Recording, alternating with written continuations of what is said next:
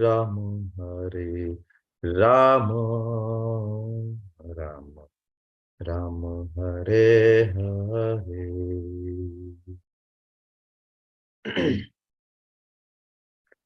હરે Krishna everyone, સ્વાગત છે તમારું બધાનું ઇસ્કોન મેંગલુરુ શ્રી શ્રી રાધા ગોવિંદ ટેમ્પલ નંતુર તરફથી તમારું બધાનું હાર્દિક સ્વાગત કરું છું.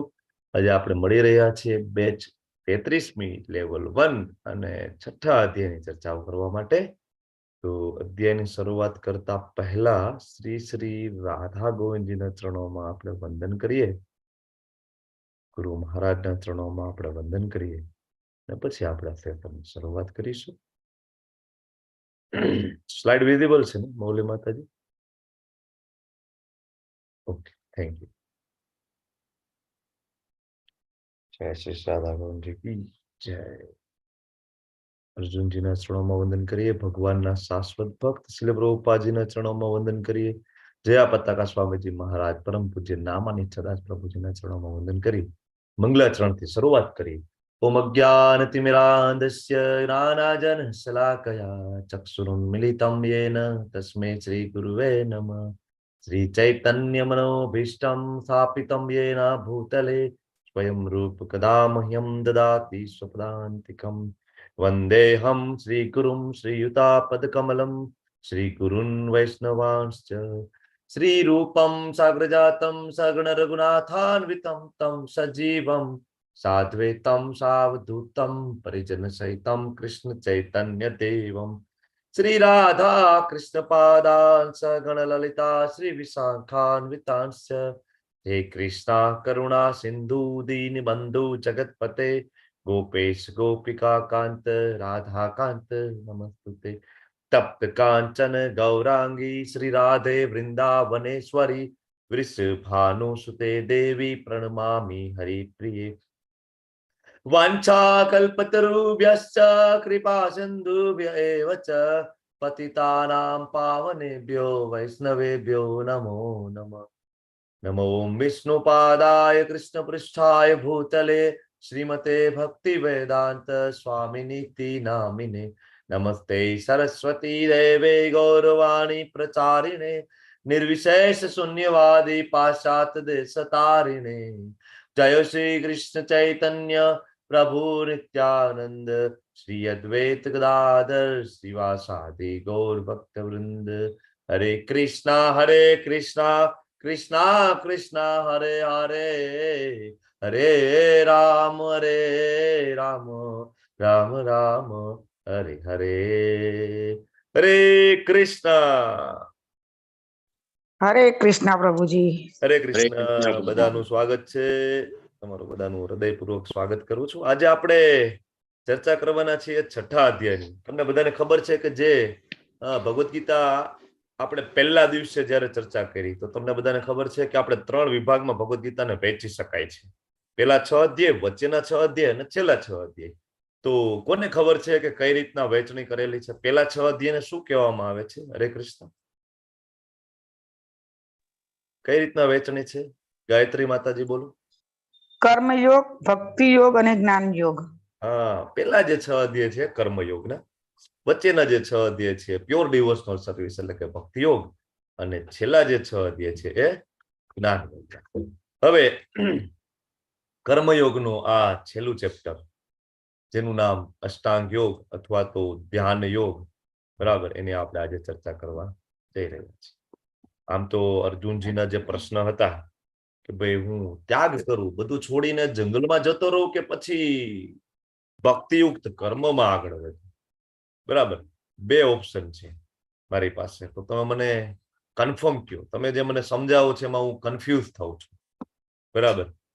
તો ભગવાન એના જવાબમાં 3જા અધ્યાયમાં કર્મયોગ આપે છે, 4થા અધ્યાયમાં દિવ્ય જ્ઞાન આપે છે.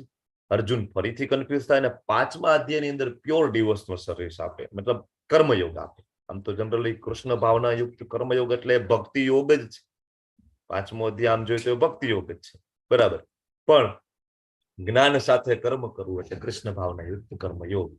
હવે છતાં અર્જુનને અથવા તો બીજા કોઈને એમ થાય કે ના ના, બીજો જે ઓપ્શન હતો બધું છોડી અને જંગલમાં જતું રહેવું, બરાબર, હિમાલયની ગુફાઓમાં જતું રહેવું, ગિરનારની ગુફાઓમાં જતું રહેવું, ત્યાં જઈને તપ કરીએ, એ કરીએ તો ઘણા એવું વિચારે કે ભગવાન ભલે અર્જુનને ના પાડે છે, પણ કદાચ એ કરીએ તો ભગવાન એ ટોપિકમાં ડિટેલમાં જવા માંગે છે કે ભાઈ એ જે અષ્ટાંગ યોગની જે સાધના છે, હિમાલયની ગુફાઓમાં જઈને જે બરાબર જે સાધના કરવાની છે, જે ઇન્દ્રિયોને સંયમિત કરવું, બધું સંસાર છોડી દેવાનો, કમ્પ્લીટલી વૈરાગ્ય ધારણ કરીને ત્યાં જવું, ઇઝ ઇટ ઇઝી?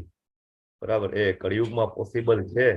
તો એ અષ્ટાંગ યોગ આપણને ભગવાન સમજાવે છે. અને બીજું, અત્યારે તમે જુઓ તો ઘરે ઘરે માણસો યોગ કરતા હોય છે, સવારે ઉઠીને યોગ અને પ્રાણાયામ કરતા હોય છે, આસનો કરતા હોય છે. તો ખરેખર જે આસન કરીએ છીએ, પ્રાણાયામ કરીએ છીએ, જે એક્સરસાઇઝ કરીએ છીએ, એ યોગ છે? જે શાસ્ત્ર કહે છે એ મુજબ એ યોગ છે કે પછી બીજું કંઈ? એ પણ આપણે આજે સમજવાની કોશિશ કરીશું. તો અધ્યાય જે 6 છે, 6 વિભાગમાં વહેંચવામાં આવ્યો છે. બરાબર, તો જોઈએ પેલા વિભાગની અંદર. બરાબર, હવે તમને બધાને પ્રશ્ન હું પૂછું છું કે ખરેખર યોગનો સાચો અર્થ શું છે? તમારે બધા હેન્ડ રેઝ કરવાનું છે. જે બોલી નથી શકતા એ ચેટ બોક્સમાં, જેના આજુબાજુમાં કંઈક અવાજ ને એવું હોય તો એ બોલી ના શકે તો ઇટ્સ ઓકે, ચેટ બોક્સમાં ટાઈપ કરો કે યોગ એટલે શું.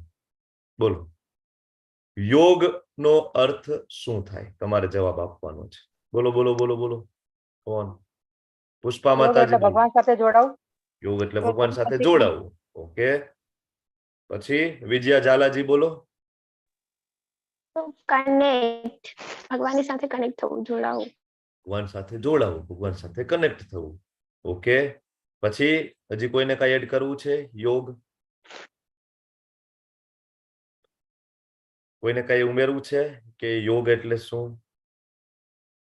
યોગની વ્યાખ્યા? શ્રી કૃષ્ણ ચૈતન્ય. મૌલી માતાજી બોલો, યોગ એટલે શું? To connect. To connect. Arpitaji બોલો, યોગ એટલે શું? હરે કૃષ્ણ પ્રભુજી. હરે કૃષ્ણ. બોલો બોલો. મારા મત પ્રમાણે તો યોગમાં તો અત્યારે ખાલી મારું જે જ્ઞાન છે એમાં ધ્યાન અથવા તો કનેક્ટ જે થવું તે. ઓકે, ખૂબ સરસ, બધાના જવાબ સાચા છે. Thank you. હવે યોગનો સાચો અર્થ, યોગ શબ્દ આવે છે યુજ ધાતુમાંથી. બધાને જનરલી યોગ તો બધાને ભણવામાં પણ આવતું હોય, પણ સંસ્કૃતનો યુજ શબ્દ, યુજ ધાતુમાંથી યોગ શબ્દ આવે. ને યોગ અને યુજ શબ્દનો અર્થ છે જોડવું, જોડાવું. કોની સાથે? તો કે આત્માનું પરમાત્મા સાથે મિલન એટલે કે યોગ. પરમાત્મા એટલે કોણ છે? તો કે કૃષ્ણ છે. ક્યાં કે છે? તો કે આગળ 15મા અધ્યાયમાં પણ કહે છે, 10મા અધ્યાયમાં પણ કહે છે, 13મા અધ્યાયમાં પણ કહે છે. બરાબર, ઉપદ્રષ્ટા અનુમંતા. હું જ છું જે ઈશ્વર તરીકે હૃદયમાં બેઠું છું. સર્વસ્ય ચાહમ હૃદય સન્નિવિષ્ટો, હું હૃદયમાં બેઠો છું, ભગવાન કહે છે. તો એની સાથેનું જોડાણ, જોડાણ એટલે શું? તો કે એની દિવ્ય, પ્રેમમય, ભક્તિમય સેવામાં જોડાવું એટલે કે યોગ. બરાબર, આ ખરેખર જે યોગનો સાચો અર્થ છે. તમે બધા પણ સવારમાં ઉઠીને યોગ કરતા હશો ને? ઘણા કેટલા યોગ કરે છે અત્યારે? સવારમાં ઉઠીને યોગ, પ્રાણાયામ, આસન કોણ કોણ કરે છે? હેન્ડ રેઝ કરવો જોઈએ. નથી કરતા? કોઈ નથી કરતું? પરેશ પ્રભુ એક કરે છે. બીજું કોઈ કરે છે સવારમાં? જયેશ ડોડિયાજી યોગ કરે છે. યોગ આસન નથી કરતા હેલ્ધી રહેવા માટે? તમે લોકો સવારમાં ઉઠીને થોડો સમય નથી કાઢતા? સોનલ ગોહેલજી કરે છે. અનુલોમ વિલોમ, કપાલભાતી, બાબા રામદેવ નથી કરતા આવું કઈ? ઓકે, તો જાણીશું કે ખરેખર યોગનો અર્થ શું છે. જનરલી આમ તો કેવું છે કે જ્યાં આપણે આ શાસ્ત્રોમાં બહુ બધું લખેલું છે, બધું આપણા શાસ્ત્રોમાં આપેલું છે યોગ, પણ જ્યાં સુધી એ યોગ અમેરિકા જઈને યોગા થઈને ના આવે ને ત્યાં સુધી આપણને એની વેલ્યુ નથી. એક વખતે યોગા થઈને આવ્યું તો બધાએ ઓલી કહેવાય યોગા મેટ લઈ લીધી ઘરમાં, અને ઘરમાં ખૂણામાં યોગા મેટ પડેલી જ હોય. એમ હવે તો સ્ટેટસ સિમ્બોલ કહેવાય કે યોગા મેટ હોય એટલે વીઆઈપી માણસો કહેવાય. એમ સવારમાં ઉઠે 10 વાગે, યોગા મેટ પાથરે બાલ્કનીમાં, અને થોડીક વાર 1 2 3 4 અથવા તો શ્વાસ અંદર શ્વાસ બહાર 10-15 મિનિટ કરી, અને પછી એ ચાનો મોટો કપ ભરી અને નાસ્તો ચાલુ. આપણે એવું માનીએ કે આપણે યોગ કરીએ છીએ, એટલે આપણે સમજવાનું ખરેખર યોગ એટલે શું છે. તો યોગનો અર્થ માણસોએ કેવો કેવો કર્યો છે તમે અહીંયા જો કે આવો એક ફોરેનમાં યોગ થાય છે. આ તમે સામે તમારી ડિસ્પ્લેમાં જે પિક્ચર છે કે એમાં એરોબિક એક્સરસાઇઝ કરતા હોય, મતલબ સ્ટ્રેચિંગ ને એવી બધી એક્સરસાઇઝ કરતા હોય છે એ લોકો. અને એ એક્સરસાઇઝ કરે પછી વચ્ચે વચ્ચે થોડું બિયર પીવે, થોડો દારૂ પીતા જાય, બરાબર, થોડો આલ્કોહોલ લે, અને એ લોકો એવું માને કે આ એક બિયર યોગા એને નામ આપ્યું છે. પછી આ એક બકરી યોગ, આમ પીઠ ઉપર બકરીને ઉભી રાખે કે બેલેન્સ કરવાની બકરી. આ બિચારી બકરીનો શું વાંક, તમારે યોગ કરવો છે તો. આને એ લોકોએ નામ આપ્યું છે ગોટ યોગા, બરાબર. અને આગળ આને ચેર યોગા કીધું છે. આ બધા ઓફિસમાં ખાસ તો જે આઈટી હોય ને, બધા ઇન્ફોર્મેશન ટેકનોલોજીમાં કામ કરતા હોય ને, કોમ્પ્યુટર, બરાબર, તો એ બધા આખો દિવસ સતત કોમ્પ્યુટર ડિસ્પ્લેમાં જોવે ને સતત ચેર ઉપર બેઠા બેઠા થાકે, એટલે બધા શું કરે, ચેર બધી સાઈડમાં લઈને પછી થોડી વાર આમ એક્સરસાઇઝ કરી લે. એટલે શું કે ભાઈ અમે યોગ કરીએ છીએ, બધા નામ આપ્યા છે. તો આવા ઘણા બધા યોગના અર્થ પોતપોતાની રીતના બધાએ બનાવી લીધા, બરાબર. યોગા ફોર પ્રેગ્નન્સી, ત્યારે પ્રેગ્નન્ટ લેડીને કયા કયા યોગા કરવા જોઈએ, ગાયનેકોલોજીસ્ટ સમજાવે, બરાબર, કયા કયા આસન હોય. પછી ચેર યોગા છે ફિઝિકલ મેન્ટલ હેલ્થ માટે, બરાબર, માનસિક સ્વાસ્થ્ય સારું રહે, બરાબર, એના માટે પણ યોગા. એક અહીંયા પણ આ વ્યક્તિ જે ભાઈ છે એ અષ્ટાંગ યોગ કરે છે. એક પહાડ છે, એમાંથી ખાલી એનું મોઢું બહાર દેખાય છે અને ઉપર છે ભગવાન આવે છે. તો તમને ખબર છે કે આ કોણ છે વ્યક્તિ? આવી અષ્ટાંગ યોગની ઘોર સાધના કરી રહ્યા છે. કોણ છે ખબર છે કોઈને? હિરણ્યકશિપુ. હિરણ્યકશિપુ છે. હિરણ્યકશિપુ કોણ હતા? હિરણ્યકશિપુ પ્રહલાદજીના પિતાજી. હરે કૃષ્ણ. હિરણ્યકશિપુ કોણ હતા બોલો? પ્રહલાદ ઘનઘોર તપ કરે. શેના માટે તપ કરે? શેના માટે તપ કરે છે ખબર છે? અમર થવા માટે ઘનઘોર તપ કરે. એટલું બધું તપ કરે કે છેલ્લે તો એનું જે શરીર હોય ને એ પણ હાડપિંજર જેવું બની જાય, બરાબર, હાડપિંજર જેવું બની જાય. પછી બ્રહ્માજી પ્રગટ થાય છે, દિવ્ય જળ છાટે અને ફરીથી એના શરીર છે પ્રાપ્ત થાય છે. તો જનરલી માણસો આપણે આગળ જોયું હતું, ચોથા અધ્યાયનો 14મો શ્લોક જો તમને બધાને યાદ હોય તો ચોથા અધ્યાયના 14મા શ્લોકમાં ભગવાને એમ કીધું કે ભાઈ માણસો છે ને એ સકામ કર્મ ના ફળ એને જોતા હોય છે, એટલે એટલા માટે એ લોકો છે ને દેવી દેવતાઓની ઉપાસના વધારે કરે. દેવી દેવતાઓની, એમાં બ્રહ્માજીની ઉપાસના છે, શિવજીની ઉપાસના છે, અને એના માટે તપ કરે. તમે જો મોટા ભાગના અસુરો છે એ શિવજી માટે ઉપાસના કરે. પછી એ ભસ્માસુર હોય તો ભલે, બરાબર, રાવણ હોય તો પણ ભલે, પછી કેટલાય બધા છે, ઢગલાબંધ અસુરોનું નામ છે, બધા જનરલી બ્રહ્માજી અથવા તો શિવજીની ઉપાસના કરે. શું કામ? તો કે ભગવાને જ કીધું, બરાબર, ચોથા અધ્યાયના 12મા શ્લોકમાં કે સકામ કર્મના ફળ જોતા હોય ને કે ભાઈ અમર થવું છે, ધન સંપત્તિ જોઈએ છે, રૂપિયા જોઈએ છે, સારું શ્વાસ જોઈએ, એ બધા દેવી દેવતાઓની ઉપાસના કરે, બરાબર. અને જેને ખરેખર પ્યોર ડિવોશનલ સર્વિસ જોતી હોય ને, ભક્તિ જોતી હોય ને, એ વિષ્ણુની ઉપાસના કરે, કૃષ્ણની ઉપાસના કરે, બરાબર.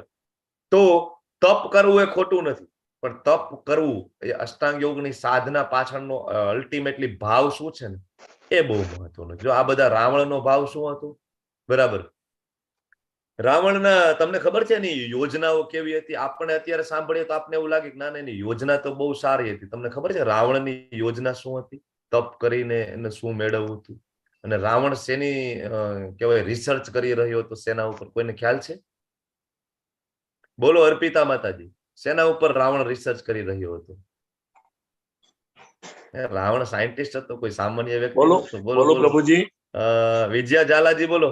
હા, હમણાં તમારી પાસે આવું. સ્વર્ગની સીડી. શું કહો છો વિજયાજી? સ્વર્ગમાં જવાની સીડી બનાવો.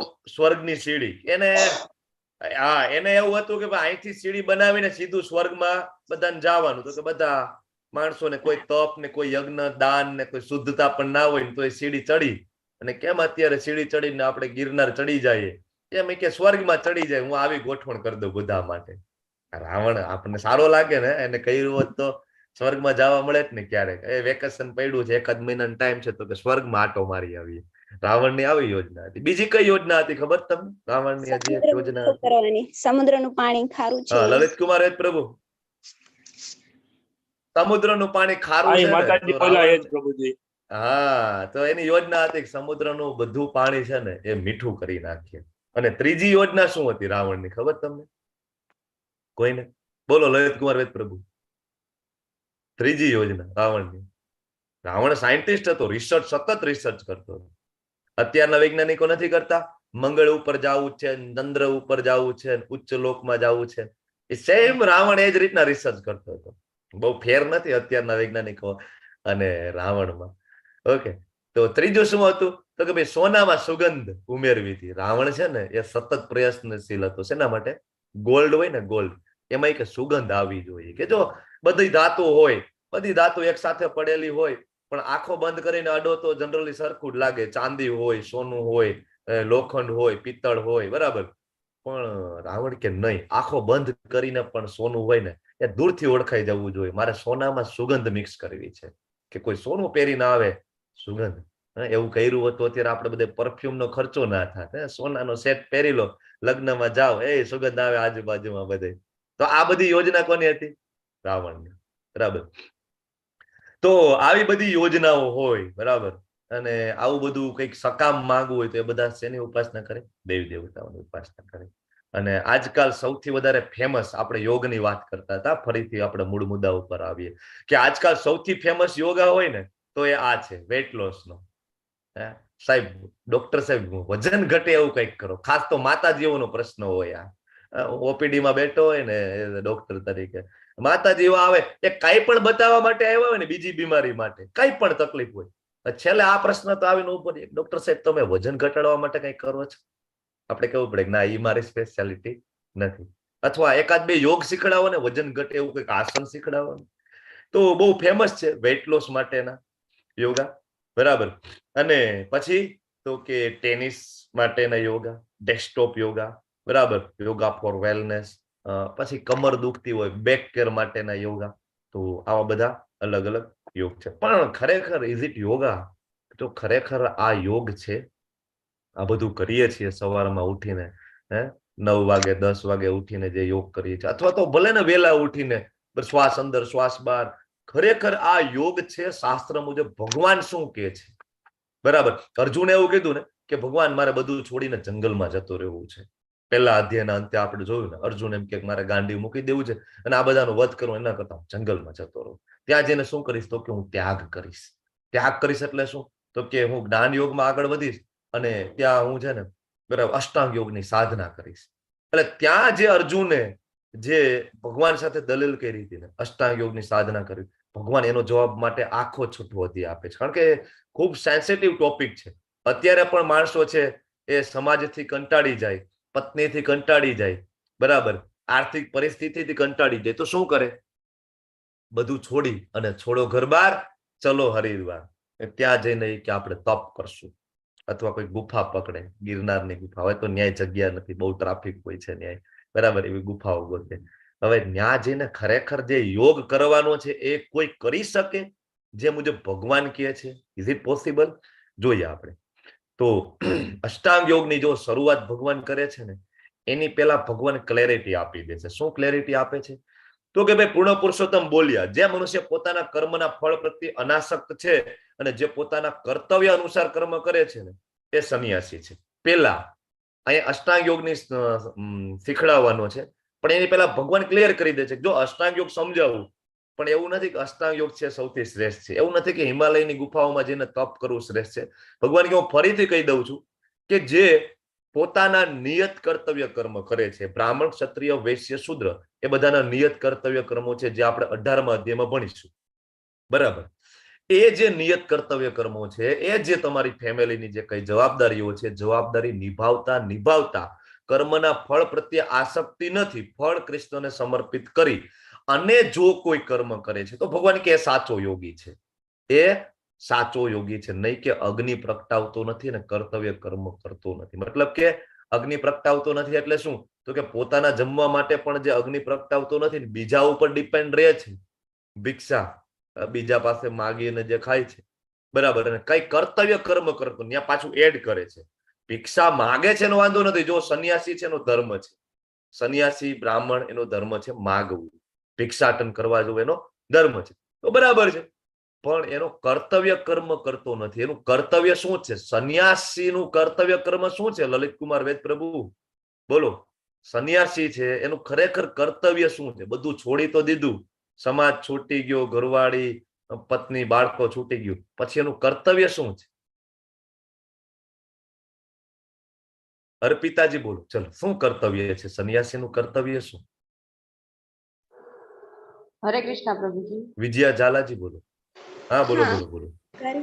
ગૃહસ્થના જીવોને કૃષ્ણ ભાવના પ્રત્યે જાગૃત કરવા અને કૃષ્ણ ભાવના પ્રત્યે પ્રેરિત કરવા. હા, હરી બોલ.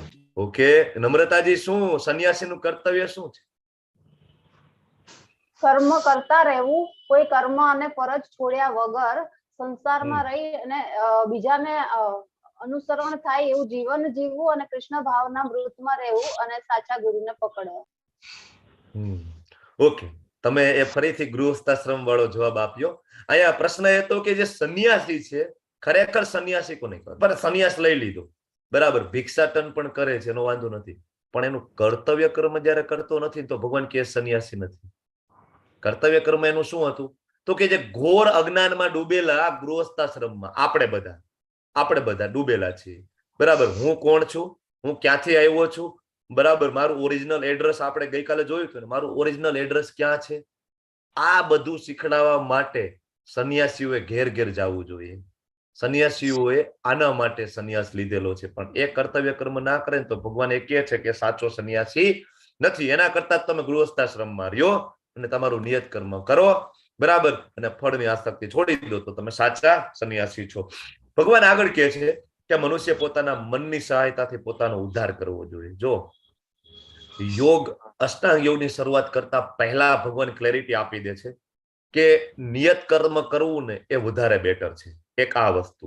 બીજું તો કે મનની સહાયતાથી પોતાનો ઉદ્ધાર કરવો જોઈએ, કારણ કે એનું મન છે ને એ મિત્ર પણ છે અને શત્રુ પણ છે. જો મન છે એ કેટલું ભયંકર શત્રુ છે તમને બધાને ખબર હશે કે જયારે ખૂબ ટેન્શન હોય, ખૂબ સ્ટ્રેસ હોય ને, માણસોને હાર્ટ એટેક આવી જાય છે કે નહીં? સતત મનમાં એ વિચારે, એ ટેન્શન વિચારે હાર્ટ એટેક આવી જાય. અથવા કોઈ પ્રિય પાત્ર આપણને છોડીને જતું રહ્યું હોય ને અને મનમાં સતત એના વિચાર આવે ને, બરાબર, ખાસ તો માતાજીઓ બેભાન થઈ જતી હોય છે. આપણે જોઈ કે નહીં? બરાબર, કઈ કહેવાય કે બેભાન થઈ જાય, કઈ ખબર ના પડે. અમુક પરિસ્થિતિમાં તો લાંબો સમય સુધી હોસ્પિટલાઇઝ કરવી પડતી હોય છે, કારણ માતાજીઓનો સ્વભાવ બહુ કોમળ હોય ને, ઇમોશનલી બહુ એટેચડ હોય, બરાબર. તો એ શું કામ થાય છે એવું? તો કે મન બહુ મોટો દુશ્મન છે, અને મન છે ને એ સૌથી સારો મિત્ર પણ છે. સૌથી ખરાબ પરિસ્થિતિની અંદર જો મન કંટ્રોલમાં હોય ને તો તમે એ પરિસ્થિતિમાંથી બહુ આરામથી તમે નીકળી જાઓ છો. તો ભગવાન આ કહે છે કે મનની સહાયતાથી પોતાનો ઉદ્ધાર કરવો જોઈએ. હવે યોગ અને ભોગ વચ્ચેનો તફાવત શું છે? કોણ કહેશે? યોગની તો આપણે વાત કરીએ છીએ, પણ ભોગ એટલે શું અને ભોગ વચ્ચે બેનો તફાવત શું? બોલો બોલો. યોગ અને ભોગ વચ્ચેનો તફાવત સહેલો પ્રશ્ન છે. બાપુ બોલો, બાપુ શ્રી અમરસિંહજી, યોગ અને ભોગનો તફાવત બોલો. હરે કૃષ્ણ પ્રભુજી. હરે કૃષ્ણ. ભોગની તો ચર્ચા થઈ, પણ ભોગ એટલે કે એક તો પહેલી વસ્તુ કે આપણે ભોગ ધરાવીએ છીએ એ વસ્તુ છે. બીજી વસ્તુ કે આપણે જીવનનું બધું છોડીને કૃષ્ણ ભાવનામાં ભોગ આપો એ વસ્તુ થાય મારા મત. હરે કૃષ્ણ. ઓકે, ચલો. અહીંયા અર્થ એક બીજો છે બાપુ, હમણાં હું તમને વાત કરું. એ યોગ અને ભોગ, યોગના વિરોધીમાં ભોગ લીધું છે. તમે સમજ્યા? અહીંયા યોગના વિરોધીમાં ભોગ લીધું છે. તો શું છે વિજયા ઝાલાજી બોલો? બે જ હેન્ડરેસ થાય છે દર વખતે. એવું કેમ? બીજા હેન્ડરેસ કરો. કૃષ્ણને બધું અર્પણ કરવું, એમને બધું, મતલબ એમની સાથે કનેક્ટ થવું. અને ભોગ એટલે હું કૃષ્ણ નહીં, હું બધી જગ્યાએ. હા, બરાબર છે. યોગ એટલે કૃષ્ણ સાથે જોડાવું, બધું કૃષ્ણ માટે કરવું. ભોગ એટલે કૃષ્ણથી દૂર જવું, જન્મ મૃત્યુ જરા વ્યાધિના ચક્રમાં ફસાવું ને એનું નામ જ ભોગ, બરાબર. ભવ રોગમાં પડવું, એને શું કહેવાય? ભવ રોગ. આપણે બધા એક રોગથી ગ્રસિત છીએ. તમને બધાને એમ થાય મને તો કોઈ રોગ નથી, પણ નહીં, આપણે બધા એક રોગથી ગ્રસિત છીએ, એનું નામ છે ભવ રોગ. આપણે વારંવાર જન્મ મૃત્યુ જરા વ્યાધિમાં પડીએ છીએ, બરાબર. તો જેને મન ઉપર વિજય મેળવ્યો છે એના માટે મન સર્વશ્રેષ્ઠ મિત્ર છે. જો મન જેનું કંટ્રોલમાં હોય ને, બરાબર, એના માટે એ મિત્ર છે. પણ આમ કરવામાં નિષ્ફળ હોય ને, એના માટે મન સૌથી મોટો શત્રુ છે. હમણાં આપણે ચર્ચા કરી કે મન કેટલો મોટો શત્રુ છે અને મન કેટલો મોટો મિત્ર છે, આપણે જોયું. બરાબર. જેને મનને જીત્યું છે એના માટે પરમાત્મા પ્રાપ્ત થયેલા છે. ભગવાનને પ્રાપ્ત કરવા માટે સૌથી પહેલા મનને જીતવું પડે. મનને ભગવદ ગીતામાં લગાડવું પડે. મનને જપ કરવામાં લગાડવું પડે. આ બહુ બેઝિક વસ્તુ છે ને. જપ આપણે શું કામ કરીએ છીએ? મન લાગી જાય. ધીમે ધીમે ધીમે ધીમે મન લાગે. મન લાગે, જેનું એક વખત મન લાગી ગયું ને, ભગવાન આખી ભગવદ ગીતામાં એક જ વસ્તુ કહે છે. શું કહે છે? મનમના ભવ મદભક્તો મધ્યાજી મામ નમસ્કુરુ. પહેલી વસ્તુ શું? તો કે મનમના, તારું મન મને આપી દે. તારું મન મને આપી દે. એટલે એ જ અહીંયા વાત છે કે મનને જીતીએ તો પરમાત્મા પ્રાપ્ત થયેલા છે. કોઈ પણ યોગમાં આગળ વધવા માટે મન છે એ જે તે યોગમાં લાગવું જરૂરી છે. ભક્તિ યોગમાં આપણે આગળ વધીએ તો મન છે કૃષ્ણમાં લાગવું જરૂરી છે. બરાબર. જ્ઞાન યોગમાં આગળ વધીએ તો જ્ઞાનમાં મન લાગે તો કઈક શ્લોકો યાદ રહેશે, નહીં તો શ્લોકો નહીં યાદ રહે. બરાબર. એ જ રીતના બાળક છે, ભણતું હોય, સ્ટડી કરતું હોય, એનું મન જો ભણવામાં નથી લાગતું તો ગમે એટલા એને ટ્યુશન કરાવો કે ગમે એટલા એ સ્કૂલમાં જાય, બરાબર, પણ એને કઈ આવડે નહીં. શું કામ? મન છે સૌથી મોટો શત્રુ પણ છે અને મન છે સૌથી મોટો મિત્ર પણ છે. બરાબર. કારણ કે એને પરમાત્મા પ્રાપ્ત થયેલા છે. મનને જીત્યું છે એટલે એને શાંતિ ઓલરેડી પ્રાપ્ત થયેલી છે. આવા પુરુષ માટે સુખ દુઃખ હોય, ઠંડી ગરમી હોય, માન અપમાન હોય, બધું એક સમાન છે. એને કઈ ફરક પડતો નથી. તો હવે આજનો જે મૂળ મુદ્દો અષ્ટાંગ યોગ, એના 8 અંગ, કોને એના નામ આવડે છે? 8 અંગના આપણે ભણી ગયા છીએ. સ્કૂલ કોલેજમાં આ ભણાવવામાં આવે છે 8 અંગ. બરાબર છે. તો બોલો લલિત કુમાર વેદ પ્રભુ, બોલો ચલો 8 અંગ.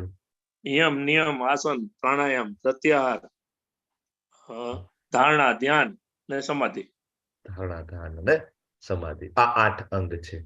આપણે બધા ભણી ગયા. આપણે બધા ને ખરેખર ખબર નથી કે યોગનો અર્થ શું થાય છે. બરાબર. એટલા માટે આપણે તો એવું જ માનીએ કે વેઇટ લોસ છે અને આ બધું એના માટે યોગ છે. It's okay. સવારે ઉઠીને તમે અનુલોમ વિલોમ પ્રાણાયામ કરો છો, થોડું સ્ટ્રેચિંગ એક્સરસાઇઝ કરો છો, શરીર માટે એ પણ સારું છે. વાંધો નથી, ખોટું નથી, કરો. પણ ખરેખર જે યોગ છે, આપણે કેવું છે કે ઓલી સોનાની ઈંટ હોય ને, સોનાની ઈંટ છે આપણી પાસે, એનો ઉપયોગ છે ને આપણે પેપર વેઇટ તરીકે કરી દીધો છે.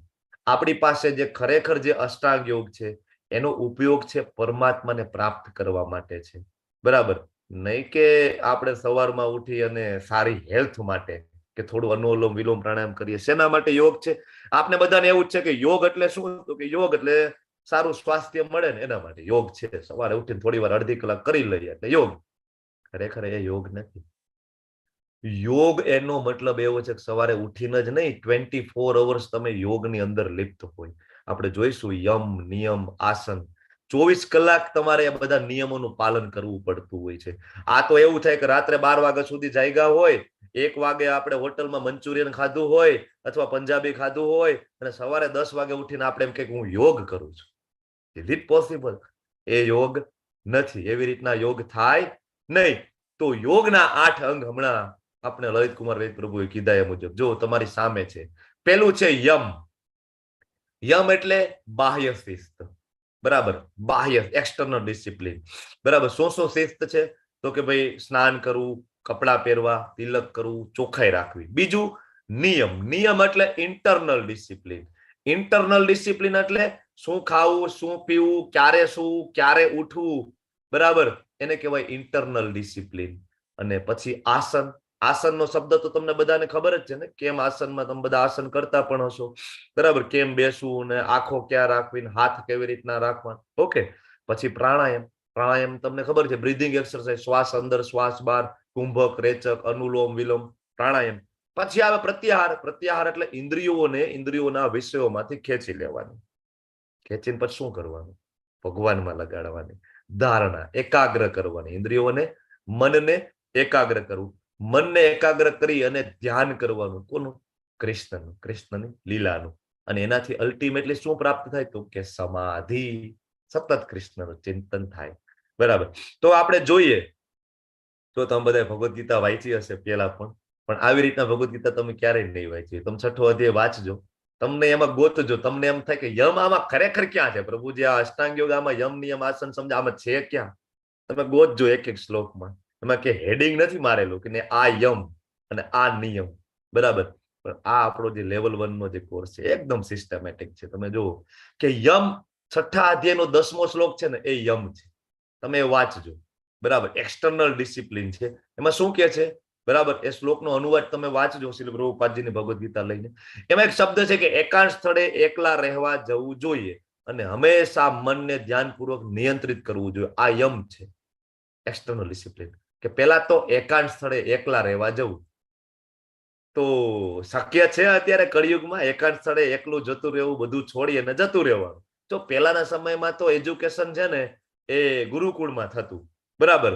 એટલે બ્રહ્મચાર્યાશ્રમ 25 વર્ષ સુધી અથવા તો જીવનનો જે પેલા 25% ભાગ છે એમાં જે તે, બરાબર, રાજકુમારો અથવા તો જે તે ગુરુકુળમાં ભણતા એ બ્રહ્મચર્યાશ્રમનું પાલન કરતા અને એ બધા જંગલમાં રહેતા અને બધું એને શીખડાવવામાં આવતું, કે ફળ ફૂલ અને કંદમૂળ ખાઈને જીવન જીવી શકાય, હિંસક પશુથી કઈ રીતના રક્ષણ મેળવવું, બધું જ એને બરાબર ખ્યાલ હતો. તો એ લોકો આ કરી શકતા હતા, બરાબર. કે અત્યારે તો આપણે એકલા રૂમમાં કોઈકને પૂરી દે ને 3 કલાક, તો એ આપણને એમ થાય કે હવે જલ્દી અહીંથી બહાર નીકળીએ તો સારું. એમાં મોબાઈલ હોય તો વાંધો ના, મોબાઈલ હોય તો પાછું રહી શકાય. 3 કલાક શું આખો દિવસ રાખો તમે? ઇન્સ્ટાગ્રામ, ફેસબુક ને વોટ્સએપ ને સતત ચાલુ હોય, બરાબર. તો એકાંત સ્થળે, હવે અત્યારે ખરેખર કળિયુગમાં એકાંત સ્થળનો જો અર્થ કરવો હોય ને, એકાંત સ્થળનો, તો અત્યારે કળિયુગમાં એકાંત સ્થળનો એ અર્થ છે કે ઇન્ટરનેટ બંધ કરી દેવાનું મોબાઈલની અંદર ને મોબાઈલને સ્વિચ ઓફ કરી દેવાનું. આ કળિયુગનું એકાંત છે. બહુ અઘરું છે ને આ એકાંત. ઓલું એકાંત તો આપણે છોડી દઈએ, પણ કળિયુગ વાળું એકાંત તમને સમજાવું તો એ આપણા માટે અઘરું છે, બરાબર. એવું રિસર્ચ છે કે આખા વિશ્વમાં 84% લોકો, 84% લોકો એવા છે કે જે પોતાનો ઇન્ટરનેટ ક્યારેય બંધ જ નથી કરતા મોબાઈલની અંદર, ક્યારેય નહીં. રાત્રે સુવે તો પણ નહીં, ઇન્ટરનેટ વાળું બટન છે ચાલુ જ રહે છે. અને 92% લોકો વિશ્વમાં એવા છે કે જ્યારે કે એ પોતાનો મોબાઈલ ક્યારેય સ્વિચ ઓફ જ નથી કરતા, ક્યારેય નહીં. મોબાઈલ લીધો હોય ત્યારથી મોબાઈલ ખરાબ થઈ જાય ત્યાં સુધી એને ક્યારેય સ્વિચ ઓફ જ ના કર્યો હોય. એક્સિડન્ટલી થયો હોય એ વસ્તુ જુદી છે, પણ જાણી જોઈને ના ના સ્વિચ ઓફ કરી દે, આજે શાંતિ. 92% લોકો નથી કરતા. તો આવું એકાંત કળિયુગમાં શક્ય નથી. એટલે આપણે એમ થાય કે અષ્ટાંગ યોગમાં હું આગળ વધીશ. તો અષ્ટાંગ યોગનું પહેલું પગથિયું શું? તો કે યમ શક્ય છે? તો કે ના, એકાંત સ્થળે જવું શક્ય નથી. ઓકે, તો બીજો નિયમમાં જઈએ. યમ શક્ય નથી તો નિયમ શક્ય છે? જોઈએ નિયમમાં શું આવે છે ભાઈ. તો કે જે અતિશય આહાર લે છે, બિલકુલ આહાર નથી લેતો. 16મો અને 17મો શ્લોક છે નિયમનો છે. 6.16 અને 17 તમારી બાજુમાં ભગવદ ગીતા હોય ને તો એ શ્લોક ઉપર પેન્સિલથી લખી નાખવું કે અહીંયા યમ અને આ નિયમ વાળા શ્લોક છે. પછી તમને મળવાના પણ નથી. એક વખત આ ક્લાસ પૂરો થઈ ગયો, ભગવદ ગીતા ખોલજો, પછી મળશે નહીં કે યમ નિયમ એ અષ્ટાંગ યોગના 8 અંગ કયા કયા શ્લોકમાં આપેલા છે, બરાબર. તો નિયમ 6.16 અને 17, તો જે મનુષ્ય અતિશય આહાર લે છે અથવા બિલકુલ આહાર નથી લેતો, અતિશય ઊંઘ લે છે, બરાબર, કે પૂરી ઊંઘ લેતો નથી, એ કોઈ દી યોગી ના બની શકે. જો આમાં સંયમિત હોવા જોઈએ, આહાર લેવામાં સંયમિત, ઊંઘ લેવામાં સંયમિત. છીએ આપણે અત્યારે છીએ રાત્રે 12 વાગ્યા સુધી, 1 વાગ્યા સુધી મૂવી જોવાના, ગેમ રમવાની, સવારે મોડું ઉઠવાનું. આહારમાં સંયમિત તો આપણે બિલકુલ નથી ભાઈ. હોટેલનું જમવાનું અથવા તો ભાવતું હોય તો ભરી ભરીને અહીંયા સુધી જમી લેવાનું, અહીંયા સુધી. આમ નીચે બેઠા હોય પલાઠે વાળીને તો 2 જણાને કેવું પડે કે ઊભા કરો, કાં તો કે હવે જમાઈ ગયું એટલું ઊભું નથી થવાય એમ. આ આપણો સંયમ છે. અને આપણે એમ કહીએ કે હું યોગ કરીશ. યોગના પેલા 2 પગથિયા રહ્યા ને એ આપણાથી શક્ય થયા નહીં. આહાર, વિહાર, નિંદ્રા અને કાર્ય કરવાની આદતોમાં નિયમિત રહેવું પડે. જો જેને યોગ કરવો હોય, તમને બધાને ખબર છે 24 કલાક જે છે ને, બરાબર, એમાં વિભાજન છે. 8 કલાક છે એ કામ કરવાના, 8 કલાક છે નિંદ્રા, ખાવા પીવામાં, સ્નાનાદિ કાર્યોમાં, અને બાકીના 8 કલાક છે ને એ ભગવત પ્રાપ્તિ માટે. પછી તમે અષ્ટાંગ યોગમાં આગળ વધતા હોય તો 8 કલાક તમારે એને આપવા જોઈએ. કેને? યોગને. એ શક્ય છે? નથી. ખૂબ અઘરું. આપણે સવારે 15 મિનિટ યોગ કરી લઈએ એટલે આપણને આમ મેન્ટલી બહુ શાંતિ મળે. ના ના, હું તો રોજ યોગ કરું છું ભાઈ. ખરેખર યોગ છે, બરાબર. અને પછીનું તો કે આસન. આસનનો જે શ્લોક છે 11મો ને 12મો શ્લોક છે, બરાબર. તો આસનની અંદર શું છે તો કે કુશાઘાસને જમીન ઉપર પાથરવું, એમાં એક શબ્દ છે, ભાવાર્થમાં વાંચજો, કુશાઘાસ. એ કુશાઘાસ એવું છે ને કે એમાંથી એક જાતની સુગંધ આવતી હોય, એક જાતની ગંધ આવતી હોય કે જેનાથી જીવાત અને જીવડા હોય ને આકર્ષિત ના થાય. એટલે યોગીઓ તપસ્વીઓ પેલા એ ઘાસને પાથરે, પછી એના ઉપર મૃગ ચર્મ મૂકે. મૃગ ચર્મ એટલે હરણનું જે કઈ ઓલું ચામડું હોય ને એ. તો હવે આ યોગીઓ શું પેલા જંગલમાં જઈને હરણને પેલા મારે, કાચ વધ કરીને પછી ચામડું કાઢીને? ના, ઓલો સિંહે વધ કરેલો હોય ને, સિંહે મારણ કર્યું હોય ને હરણનું, તો સિંહ અંદરનું બધું ખાઈ જાય, બહારનું ચામડી હોય ને એમને પડી હોય. તો એ સમયે તો આપણી જેવું નહોતું ભાઈ, દંડલોકની ગાદલી હોય ને એ સરસ મજાનું બાલ્કની હોય ને ગાર્ડન હોય અને ત્યાં બેઠા બેઠા યોગ કરે. એ સમય એવું નહોતું. તો એ સમયે એ લોકો મૃગ ચર્મ લઈ આવતા ઋષિ મુનિઓ. તમે શિવજીનો ફોટો જોયો હોય તો શિવજીના ફોટામાં તમને દેખાશે વાઘનું ચર્મ હોય છે, શિવજી બેઠા હોય છે, બરાબર. મૃગ ચર્મ હોય, વાઘનું ચર્મ હોય. શું કામ એ રાખવાનું કારણ શું હતું? તો કે એ જે ચામડું હોય ને એનો એક સ્વભાવ એવો છે કે એક ગરમ છે, એક તો સ્વભાવ એ ગરમ છે, બરાબર. અને બીજું એનો સ્વભાવ પણ એવો છે કે આજુબાજુમાંથી જીવજંતુઓ છે ને એને ડિસ્ટ્રેક્ટ કરે, આવા ન દે, નજીક ના આવવા દે, બરાબર. એટલે એટલા માટે ચામડું પાથરીને બેસતા હતા. અને બીજું તો કે આસન બહુ ઊંચું ના હોય, બહુ ઊંચું હોય ને તો અભિમાન આવી જાય, અને બહુ નીચું એટલે ખાડો કરીને અંદર આસન ના બનાવેલું હોય તો ફરીથી એ જીવજંતુઓનો ત્રાસ થાય, બરાબર. અને પછી તો કે પવિત્ર સ્થાનમાં હોવું જોઈએ. હવે પવિત્ર સ્થાનમાં હોવું જોઈએ, યોગ કરવા જવું જોઈએ તો કે પવિત્ર સ્થાનમાં. તો કે ભાઈ આમ જોવો ને કળિયુગની અંદર તો જે પવિત્ર સ્થાન છે ને ત્યાં એકાંત નથી. છે તમે યાત્રાધામમાં જાઓ, બધા પવિત્ર સ્થાન છે પણ ત્યાં એકાંત નથી, બહુ બધી ભીડ, બહુ બધો ક્રાઉડ હોય છે. અને જ્યાં એકાંત હોય ને ત્યાં એ પવિત્રતા નથી. તમારા સિટીમાં કોઈ એવા ગાર્ડન હોય, કોઈ એવી જગ્યા હોય કે જ્યાં એકાંત હોય, કોઈ જાતું ન હોય, અવાવરું જગ્યા, તો મોટા ભાગે તમે ત્યાં જોવો ને તો કાં ત્યાં નશેડીઓનો બધાનો કબજો હોય છે. કોનો? નશેડીઓનો, બરાબર, દારૂની પોટલી વાળાઓનો. અને કાં પછી પ્રેમી પંખીડાઓનો કબજો હોય છે, બરાબર. એટલે જે એકાંત છે એ જગ્યા પવિત્ર નથી, અને જ્યાં પવિત્રતા છે ત્યાં એકાંત નથી. તો કળિયુગની અંદર શું કરવાનું? તો કળિયુગની અંદર એકાંતનો અર્થ એ થાય છે કે તમે મટીરિયલિસ્ટિક એસોસિએશન થી દૂર જતા રહ્યો, બરાબર. જ્યાં ફાલતુ વાતો થાય છે, જ્યાં કહેવાય કે યુદ્ધની વાતો, ચૂંટણીની વાતો, બરાબર, શેર બજારની વાતો, આ બધી વાતોથી તમે દૂર જઈ અને ભક્તોના સંઘમાં બેસો છો ને એ સાચું એકાંત છે, એ સાચી પવિત્ર જગ્યા છે. અત્યારે આપણે બધા અહીંયા ઓનલાઈન મળીએ અને 38 જણા આપણે બેઠા છીએ, તો ખરેખર આ સાચું એકાંત છે કળિયુગનું. જો આપણે બધા બરાબર અત્યારે કહેવાય ભૌતિક જગતથી ડિસ્ટ્રેક્ટ છીએ, બરાબર, ડિસ્ટ્રેક્ટ છીએ, આપણે કઈ લેવા દેવા નથી બહાર શું ચાલે છે, આપણે બધા સાથે મળીને ભગવાનનું જ્ઞાન પ્રાપ્ત કરવા માટે બેઠા. તો આ સાચું એકાંત છે. હવે આગળ વધીએ. અહીંયા આપણે આસનની ચર્ચા કરી, યમ નિયમ આસન. હજી આસનનો હજી 13મો અને 14મો શ્લોક છે. એમાં ભગવાન કહે છે કે એનું જે શરીર છે, ગરદન છે, માથું એકદમ સીધું ટટાર રાખવાનું. તમને બધાને ખબર છે, આ તો આપણે જોયું પણ હશે, બરાબર. એકદમ જે કરોડરજ્જુ છે એકદમ સીધી હોવી જોઈએ. પછી દ્રષ્ટિને નાકના અગ્રભાગ ઉપર અહીંયા સ્થિર કરવાની, બરાબર. અને આ પ્રમાણે સ્થિર અને સંયમિત મનથી ભય રહે. આપણે તો સતત ભય સાથે જીવીએ છીએ, સતત ભય છે, પૈસાનો ભય, જોબનો ભય, બાળકો મોટા થઈને સાચવશે કે નહીં આ ભય છે. તો આ બધા ભય સાથે આપણે જીવી અને વિષયી જીવનથી પૂર્ણ રીતે મુક્ત.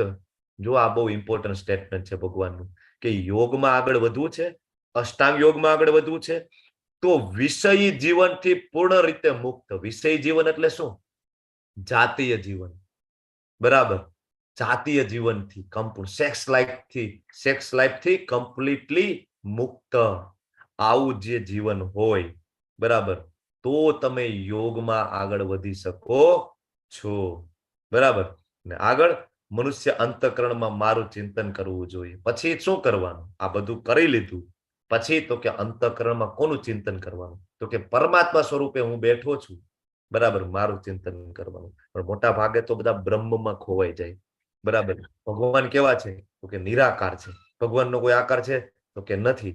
ભગવાન કે અંતઃકરણમાં હું બેઠો છું પરમાત્મા સ્વરૂપે. આગળ પણ 15મા અધ્યાયમાં કહે છે સર્વસ્ય ચાહમ હૃદિ સન્નિવિષ્ટો. હું બેઠો છું, પરમાત્મા હું છું, મારું સ્વરૂપ છે ચતુર્ભુજ નારાયણ, શિરોદક્ષાઈ વિષ્ણુ તરીકે હું બેઠો છું. આ બધું કર્યા પછી હૃદયમાં મારું ચિંતન કરવાનું. જો અહીંયા છે ને આ જે ભગવાનનું કૃષ્ણનું સ્વરૂપ છે, પરમાત્મા સ્વરૂપે ભગવાનનું આવું સ્વરૂપ છે, તો આવું ચિંતન કરવાનું અને મને જ અંતિમ ધ્યેય માનવાનું. આને સાચું આસન, આને સાચા યોગની પદ્ધતિ. અને પછી આવે પ્રાણાયામ. પ્રાણાયામ વાળો રહ્યો ને એ 5મા અધ્યાયમાંથી લીધું છે. જો 5મા અધ્યાયનો 27મો અને 28મો શ્લોક જે ગઈકાલે આપણે જોયું હતું. મેં તમને કીધું હતું કે આ 27મો અને 28મા શ્લોક ઉપરથી આગળનો આખો અધ્યાય આવશે, બરાબર, આ 2 શ્લોક. તો ત્યાં શું કે છે કે સર્વ બાહ્ય ઇન્દ્રિય વિષયોને બહાર કરવાની, ઇન્દ્રિય વિષયોથી દૂર, મજા વાળા જે કન્સેપ્ટ થી દૂર. પછી શું કરવાનું? દ્રષ્ટિને 2 ભ્રમરોની વચ્ચે કેન્દ્રિત કરવાની અને શ્વાસ અને ઉચ્છ્વાસને નસકોરાની અંદર અને બહાર બરાબર બેલેન્સ કરવાનું, રોકીને. કુંભક અને રેચક તમને બધાને ખબર છે ને, અંદર રોકવું એટલે આભ્યંતર કુંભક, બાહ્ય કુંભક, અનુલોમ વિલોમ, આ બધું કરવાનું. અને મન બુદ્ધિ ઇન્દ્રિયોને વશમાં રાખવાના, મનને કંટ્રોલમાં, બુદ્ધિને કંટ્રોલમાં, ઇન્દ્રિયોને કંટ્રોલમાં. અને મોક્ષ પ્રતિ લક્ષ્ય રાખનાર યોગી ઈચ્છા, ભય અને ક્રોધથી રહિત થઈ જાય છે ને આવી અવસ્થામાં સતત રહેનારો યોગી નિસંદેહ મુક્ત થાય.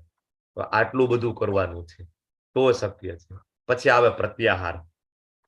પ્રત્યાહાર એટલે શું? તો કે ઇન્દ્રિયને ઇન્દ્રિયના વિષયોમાંથી ખેંચી લેવાની, બરાબર, ઇન્દ્રિયોને કંટ્રોલ કરવાની, ખેંચી લેવાની.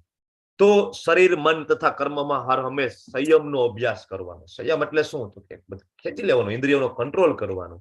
અને આવો સંયમિત મન વાળો યોગી હોય, ભૌતિક અસ્તિત્વ જ એનું સમાપ્ત થઈ જાય. હવે આપણાથી ભૌતિક અસ્તિત્વ સમાપ્ત થઈ શકે એવું છે? હમણાં ક્લાસ પતે તો મારો દીકરો, મારા પતિ, મારી પત્ની, મારી નોકરી, મારા પૈસા, આપણાથી ભૌતિક અસ્તિત્વ સમાપ્ત થઈ શકે? ના થઈ શકે. ખૂબ અઘરું છે. તો ભૌતિક અસ્તિત્વ સમાપ્ત થઈએ ભગવત ધામ પ્રાપ્ત થાય છે. હવે માણસો હિમાલયની ગુફામાં જાય ને ત્યારે એનું ભૌતિક અસ્તિત્વ સમાપ્ત થતું નથી. ત્યાં જઈને ફરીથી ફોર્ચ્યુનર ગાડી, ફરીથી અખાડા, બરાબર, ફરીથી બરાબર પોતાના મોટા કહેવાય ફોલોવર્સ અને એ બધામાં ગૂંચવાઈ જતા હોય છે. તો ભૌતિક અસ્તિત્વ સમાપ્ત ના થાય. અને પછી ધારણા. ત્યારે યોગી યોગા અભ્યાસ કરી પોતાના માનસિક કાર્યોને સંયમિત કરે, અધ્યાત્મમાં સ્થિત થઈ જાય, મારા કૃષ્ણ સિવાય બીજું કાંઈ નહીં. અને અર્થાત સર્વ ભૌતિક ઈચ્છાઓથી રહિત થઈ જાય ને ત્યારે યોગમાં સ્થિર થયો ગણાય. આને કહેવાય ધારણા. અને ધારણા પછી ધ્યાન. અને ધ્યાન જ્યારે એ વ્યક્તિ ધ્યાનની અવસ્થામાં એ વ્યક્તિ પહોંચે તો વાયુરહિત સ્થાનમાં દીવો છે હલતો નથી. તમને ખબર છે, દીવો છે એ પવન આવે તો દીવો બુજાઈ જાય અથવા દીવો હલે, પણ પવન ના આવતો એ સ્થાનમાં દીવો ના હલે. એવી રીતના યોગીનું મન છે ને એ પછી હલે નહીં. આજુબાજુમાંથી કદાચ કામ વાસનાનો ગમે એટલો પવન આવતો હોય ને, ભૌતિક વિષયોનો ગમે એટલો પવન આવતો હોય ને, એનું મન સ્થિર છે દીવાની જેમ, બરાબર. અને આ થયા પછી અલ્ટિમેટલી પ્રાપ્ત થાય એનું નામ સમાધિ. શું કહેવાય? સમાધિ. સમાધિ કોને કહેવાય છે? બરાબર, પૂર્ણ અવસ્થા છે. એમાં મનુષ્યનું મન યોગાભ્યાસ દ્વારા ભૌતિક માનસિક ક્રિયાઓથી પૂરેપૂરું સંયમિત. હમણાં આપણે વાત કરીએ ભૌતિક કાર્યોથી અલિપ્ત. પછી આ સિદ્ધિનું વિશિષ્ટ લક્ષણ છે. કોઈ મનુષ્ય કે કોઈ ઋષિ કે કોઈ તપસ્વી તમે સમજો કે યોગમાં ઉન્નત થયો તો એનું લક્ષણ શું? તો કે પહેલું લક્ષણ તો એ છે કે એ ભૌતિક જે વિષયોથી સંપૂર્ણપણે અલિપ્ત હોવો જોઈએ, બરાબર. ભૌતિક વિષયોથી સંપૂર્ણપણે અલિપ્ત. એક જ મિનિટ, તમે વિડીયો ઓન કરો ને તો પહેલા દિવસે મેં તમને સમજાવ્યું હતું કે જો તમારો વિડીયો ઓન હોય તો તમારો યોગ્ય પોશાક, યોગ્ય પરિધાન હોવું કમ્પલસરી છે, બરાબર. મારો અવાજ આવે છે ને ભાવના માતાજી, મૌલી માતાજી? ઓકે. વિડીયો પણ મતલબ સ્લાઇડ વિઝિબલ છે ને? ઓકે. ખાલી બે પાર્ટિસિપેન્ટના વિડીયો ઓન છે. બોલો, આટલા 36 પાર્ટિસિપેન્ટ છે, એમાંથી માત્ર 2 પાર્ટિસિપેન્ટ વિડીયો ઓન રાખો તો તમારું કોન્સન્ટ્રેશન છે વધારે સારું રહેશે. તમને ખબર પડશે કે મને કોઈક જોઈ રહ્યું છે, તો ક્લાસમાં વધારે ધ્યાનથી તમે ક્લાસ સાંભળશો. એટલા માટે વિડીયો છે, બરાબર ને? શક્ય હોય જે લોકોને અગવડતા છે એની વસ્તુ જુદી છે, એને તમે સાઈડમાં મૂકો, પણ જેને સગવડતા છે, પોસિબલ છે, એને વિડીયો ઓન રાખીને ક્લાસ એટેન્ટિવલી એટેન્ડ કરવો જ જોઈએ. બાકી ભગવદ્ ગીતા નહીં સમજાય. ગમે એટલું અહીંથી સમજાવીશ, તમારું મન છે એ શત્રુ પણ છે અને મન છે એ મિત્ર પણ છે. તો મનને મિત્ર બનાવવાની આ એક રીત છે. વિડીયો ચાલુ કરીએ ને, મનને પરાયણે મિત્ર બનાવવાનો છે કે ના મને જોવે છે પ્રભુજી. ને મને ખરેખર અહીંથી અત્યારે 5 વિડીયો છે ને, 5 વિડીયો છે, 5 વ્યક્તિને હું જોઉં છું. બરાબર. તો આગળ વધીએ. સિદ્ધિનું જે લક્ષણ આપણે જોયું, પછી મનુષ્ય શુદ્ધ મનથી પોતાને જોઈ શકે છે અને પોતાની અંદર આનંદ માણે છે. એને બહાર આનંદ માણવા જવાની જરૂર નથી. આપણે બધા આનંદ માણવા બહાર જવું પડે, સિમલા જવું પડે, મનાલી જવું પડે, થિયેટરમાં મૂવી જોવા જવું પડે ને.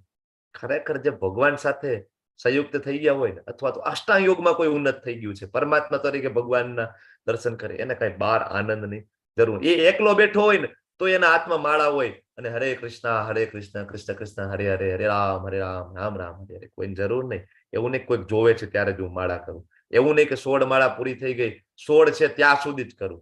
એને એવું કાંઈ નથી. 16 માળા સવારમાં કરે, આખો દી માળા જ કરતા હોય પછી. બરાબર. અંદર આનંદ માણે. અને આનંદ અવસ્થામાં મનુષ્ય દિવ્ય ઇન્દ્રિયો દ્વારા અનુભવતો અપાર દિવ્ય સુખનો આનંદ અનુભવે છે. એ રીતે પ્રતાપિત થયેલો મનુષ્ય ક્યારેય સત્યથી જુદો ના પડે. સત્ય શું છે? કૃષ્ણ. એનાથી કોઈ દિવસ જુદો પડે નહીં. બરાબર. અને આ સુખની પ્રાપ્તિ પછી આનાથી મોટો કોઈ લાભ હોય ને એમ માને જ નહીં. ખબર પડી જાય કે આનાથી વિશેષ બીજું કઈ છે નહીં. કૃષ્ણ પ્રાપ્તિ સિવાય જીવનનો કોઈ ગોલ છે જ નહીં. ખબર પડી જાય.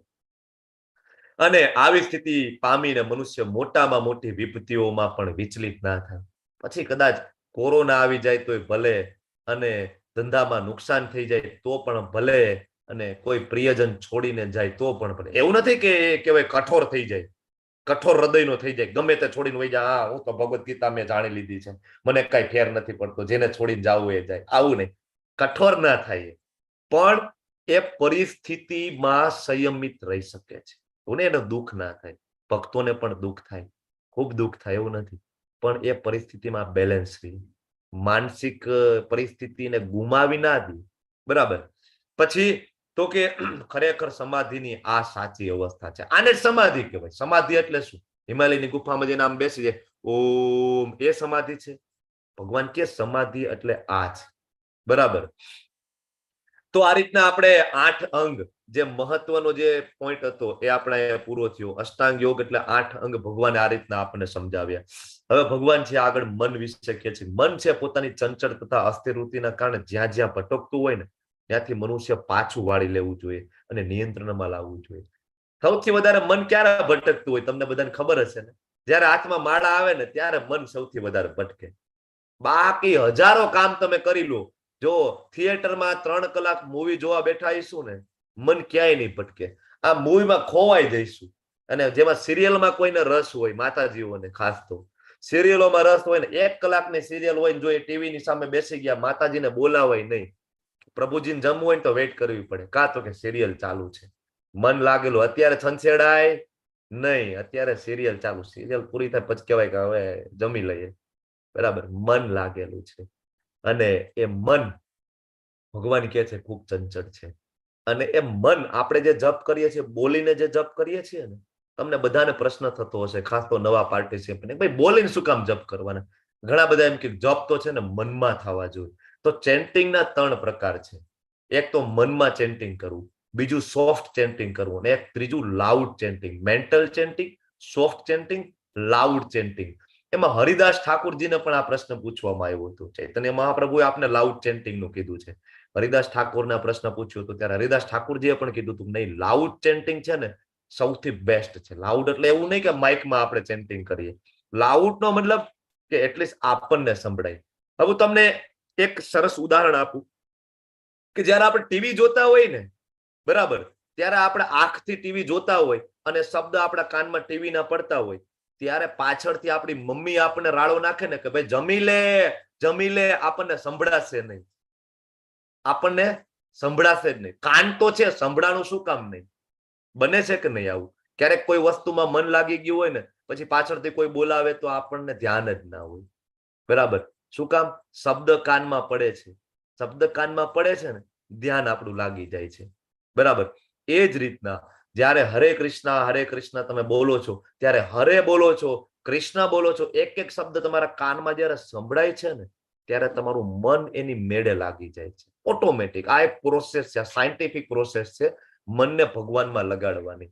એટલે આપણે બોલીને અને બીજું હરિદાસ ઠાકુરજી કહે છે કે જયારે તમે બોલીને જપ કરો છો ને ત્યારે તમે તમારો તો ઉદ્ધાર કરો જ છો, પણ આજુબાજુમાં જે કોઈ વ્યક્તિ હોય, જે કોઈ જીવજંતુ હોય, વનસ્પતિ હોય, પશુ હોય, બરાબર ને, એનામાં શક્તિ ના હોય અથવા એનામાં સુકૃતિ ના હોય ભગવાનનું નામ લેવાની, તો તમે જે નામ લ્યો છો ને, જે ભાવથી, જે પ્રેમપૂર્વક, એ નામના શબ્દો એના કાનમાં પડે ને, એના ખાતામાં સુકૃતિઓ તરત બેલેન્સ થાય છે.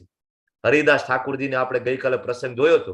હરિદાસ ઠાકુરજી જપ કરતા હતા અને ઓલી ગણિકા વેશ્યા આવીને બેસે છે. 3 દિવસ ખાલી બેસે છે. કેટલા? 3 દિવસ. અને ચોથા દિવસે દંડવત પ્રણામ, બધું છૂટી જાય, કમ્પ્લીટ શરણાગતિ.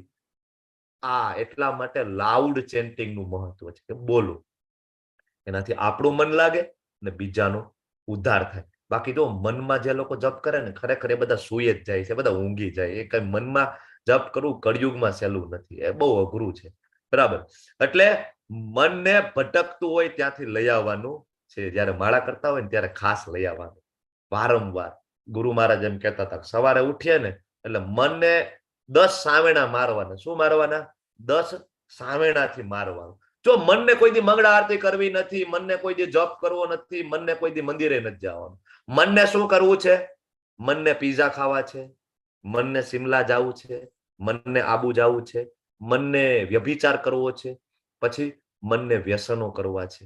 આ બધું મનને ગમતા વિષયો છે. શું કામ ભાઈ આવું છે? તો કે કરોડો જન્મથી આ જ કરેલું છે આપણે બધાએ, એટલે એની આ છાપ છે. હવે એક કરોડો જન્મ વાળી જે છાપને હવે વોશ કરવી હોય ને, એટલે એવા જેવો તેવો સાબુ એમાં કામ કરે નહીં, બરાબર છે. જેવો તેવો વોશિંગ પાવડર કામ કરે નહીં. એમાં માત્ર એક જ ભગવાનનું જે પવિત્ર નામ છે, એ પણ એવું નહીં કે એકવાર. આપણામાં એવી શુદ્ધતા નથી કે એકવાર. એટલા માટે 16 માળા કીધી છે. અરે કૃષ્ણ તો સતતમ કીર્તયંતોમાં કહે છે. એ તો ગુરુ મહારાજ આવીને આપણા ઉપર કૃપા કરે કે ભાઈ આ બધા એકેય નથી કરી શકતા, આને સતત કેવું ક્યાંથી કરશે, તો ડિસ્કાઉન્ટ આપે, ભાઈ 16 તો કરો. ગુરુ મહારાજ કહે છે, શ્રીલ પ્રભુપાદજી કે હું ગેરંટી લઉં, તમે 16 માળા કરશો ને ધામમાં લઈ જવાની ગેરંટી મારી, કહે છે ગુરુ મહારાજ. ઘણા બધા લેક્ચરમાં કહે છે. અને તમને એમ થાય કે હવે એ કહે છે તો કઈ થોડું કઈ ધામમાં એન્ટ્રી મળે? યસ, મળે. શું કામ? તો કે ભગવાને કીધું છે. ભગવાને અર્જુનને એમ કીધું કે અર્જુન તું જાહેરાત કરી દે. શું? તો કે કુંતીય પ્રતિજાનેહિ નમે ભક્ત્યા પ્રણશ્યતિ, કે અર્જુન તું જાહેરાત કરી દે, મારા ભક્તોનો ક્યારેય વિનાશ થશે નહીં. તો કૃષ્ણ પોતે નહોતા બોલી શકતા, રથ ઉપર ઉભા રહીને બોલે ને, ભાઈ તમને બધાને હું કહી દઉં છું તમારો વિનાશ નહીં થાય. કૃષ્ણ ના બોલી શકે? કૃષ્ણ અર્જુનને કહે છે અર્જુન તું બોલી દે. કારણ કે ભગવાન કહે છે કે ભાઈ મારા ભક્તોના બોલેલા જે શબ્દો છે ને, મારા ભક્તોના જે વચનો છે ને, એ પાળવા માટે હું હંમેશા તત્પર છું. મારા વચન તો હું ક્યારેક તોડી પણ નાખું ભક્તોની પ્રસન્નતા માટે. મહાભારતના યુદ્ધમાં ભગવાને કીધું હતું હું શસ્ત્ર ઉપાડીશ નહીં, પણ ભીષ્મદેવે કીધું કે ના ભગવાન તમારે શસ્ત્ર તો ઉપાડવું પડશે, મારે તમને વીર રસમાં જોવા છે. કાંઈ વાંધો નહીં, તને ગમે છે ને, મારો ભક્તને ગમે છે ને, હા રથનું પૈડું ઉપાડ્યું. બીજાને જે લાગવું હોય લાગે. ભગવાન શું કહે છે? બીજાને જે વિચારવું હોય તે વિચારે. કૃષ્ણએ પોતાનું વચન ના પાડ્યું, જે વિચારવું મારા ભક્ત ને પસંદ છે ને. એટલા માટે શ્રીલ પ્રભુપાદજી એનો લાસ્ટ મોમેન્ટનો વિડીયો યુટ્યુબમાં તમને મળશે. લાસ્ટ મોમેન્ટનો વિડીયો કે જ્યારે શ્રીલ પ્રભુપાદજી એનું શરીર છોડી રહ્યા છે ને, ત્યારે એના મુખ ઉપર ભાગવતમના શ્લોકો છે, ભાગવતમના ભાવાર્થ છે, ભાગવતમના અનુવાદ છે. તમે જોજો. કોઈ વ્યક્તિ ત્યારે ડોક્ટરો છે ને, ડોક્ટરોના મીટરો ખોટા પડે. હું પોતે ડોક્ટર છું. ડોક્ટરોના મીટરો ખોટા પડે છે કે કોઈ વ્યક્તિ જ્યારે કોમામાં હોય, કોમા જેવી પરિસ્થિતિમાં હોય, માંડ માંડ કોઈ વ્યક્તિ શ્વાસ લેતો હોય, અને એ સમયે એ શ્રીમદ ભાગવતમના શ્લોકોનો ભાવાર્થ કઈ રીતના બોલી શકે? અને એ પણ ફર્સ્ટ ટાઈમ. એવું નહીં કે મેં તમને એકવાર સમજાવી દીધું છે, તમે યાદ રાખી લીધું છે ને પછી તમે બોલો છો. નહીં, ફર્સ્ટ ટાઈમ એ ભાવાર્થ આપી રહ્યા છે આપણા બધા માટે, અને મૃત્યુના છેલ્લા શ્વાસ સુધી. તો હવે કોઈ વસ્તુનો અનુવાદ ઉપરથી ભાવાર્થ આપવો હોય તો કેટલું વિચારવું પડે. વેદો પેલા યાદ કરવા પડે, ઉપનિષદો, પુરાણો બધા યાદ કરવા પડે ને માઇન્ડમાં. તમે જોજો ભાવાર્થ શ્રી પ્રભુપાદજીના બધા શાસ્ત્રોના રેફરન્સ છે એની અંદર. તો આ બધી વસ્તુ મૃત્યુ સમયે વેદો, ઉપનિષદો, પુરાણો, સંહિતા, અરણ્યક, ઇતિહાસ યાદ કરી અને ભાવાર્થ આપવો શું લાગે છે? કઈ નાની સૂની વસ્તુ છે? શક્ય જ નથી, કોઈથી શક્ય નથી. તો શ્રીલ પ્રભુપાદજીથી શક્ય બને કારણ કે એની સાથે ભગવાનની શક્તિ છે, મહાપ્રભુ કૃષ્ણ જયારે આવ્યા ને ત્યારે કૃષ્ણએ જ આગાહી કરેલી હતી. શું કીધું તું? 500 વર્ષ પછી મારો સેનાપતિ આવશે. મતલબ શ્રીલ પ્રભુપાદજી એ કોઈ સામાન્ય વ્યક્તિ નથી, મુક્ત આત્મા છે. હવે આવા મુક્ત આત્મા, આવા ભક્ત કે જેના મૃત્યુના સમયે પણ ભાગવતમ હોય મુખ ઉપર, એ ભક્ત જયારે ગેરંટી આપતા હોય ને કે 16 માળા કરો, હું લઈ જઈશ તમને ભગવત ધામ, તો આ શબ્દમાં કોઈ શંકા હોવી જોઈએ નહીં. બરાબર છે. તો હવે અહીંયા અર્જુનજી 33મા શ્લોકમાં કહે છે, શું કહે? હવે મધુસૂદન, તમે જે યોગ પદ્ધતિ મને સંક્ષેપમાં કીધી ને, યમ નિયમ આસન પ્રાણાયામ, આ બધું મને અવ્યવહારુ લાગે. આપણને એમ થાય કે હું યોગ કરી લઉં, હું સવારમાં ઉઠીને રોજ યોગ કરું. અરે અર્જુન ના પાડે, જેનું એજ્યુકેશન ગુરુકુળમાં થયું ને, એ અર્જુન એમ કે છે કે મને તો આ એવું નથી લાગતું કે આ મારાથી થાય. અર્જુન કે છે કે મારાથી આ યમ નિયમ આસન પ્રાણાયામ ધારણા ધ્યાન ને સમાધિ મન નથી લાગતું મારાથી થાય. શું કામ? મન તો બહુ ચંચળ છે, મન તો અસ્થિર છે. અને તમને બધાને આનો અનુભવ છે, જયારે માળા લઈને બેસો છો કેટલું ચંચળ મન છે. બરાબર ને? 7 મિનિટમાં 700 કામ યાદ આવે કે ના આવે? અર્જુને સેમ પ્રશ્ન પૂછે છે. એકચ્યુઅલી અર્જુનનું મન ચંચળ હતું કે અસ્થિર હતું એવું નથી. અર્જુનનું મન તો સતત કૃષ્ણમાં લાગેલું છે. પણ પ્રશ્ન આપણો છે, તમારો અને મારો. એ પ્રશ્ન પૂછે છે ભગવાન, મન આ બધાનું બહુ ચંચળ છે, આ લોકો એક માળા નથી કરી શકતા શાંતિથી બેસીને. હવે એને તમે એમ કહો કે યમ કરવાનું, નિયમ કરવાનું, ધ્યાન કરવાનું, એકાગ્ર ઇન્દ્રિય વિષયોને વિષયોમાંથી ઇન્દ્રિયોને પાછી ખેંચી લેવાની. ભગવાન આ કોઈનું કામ નથી. કઈક સરળ રસ્તો આપો, કઈક આનું સમાધાન આપો, કરવાનું શું?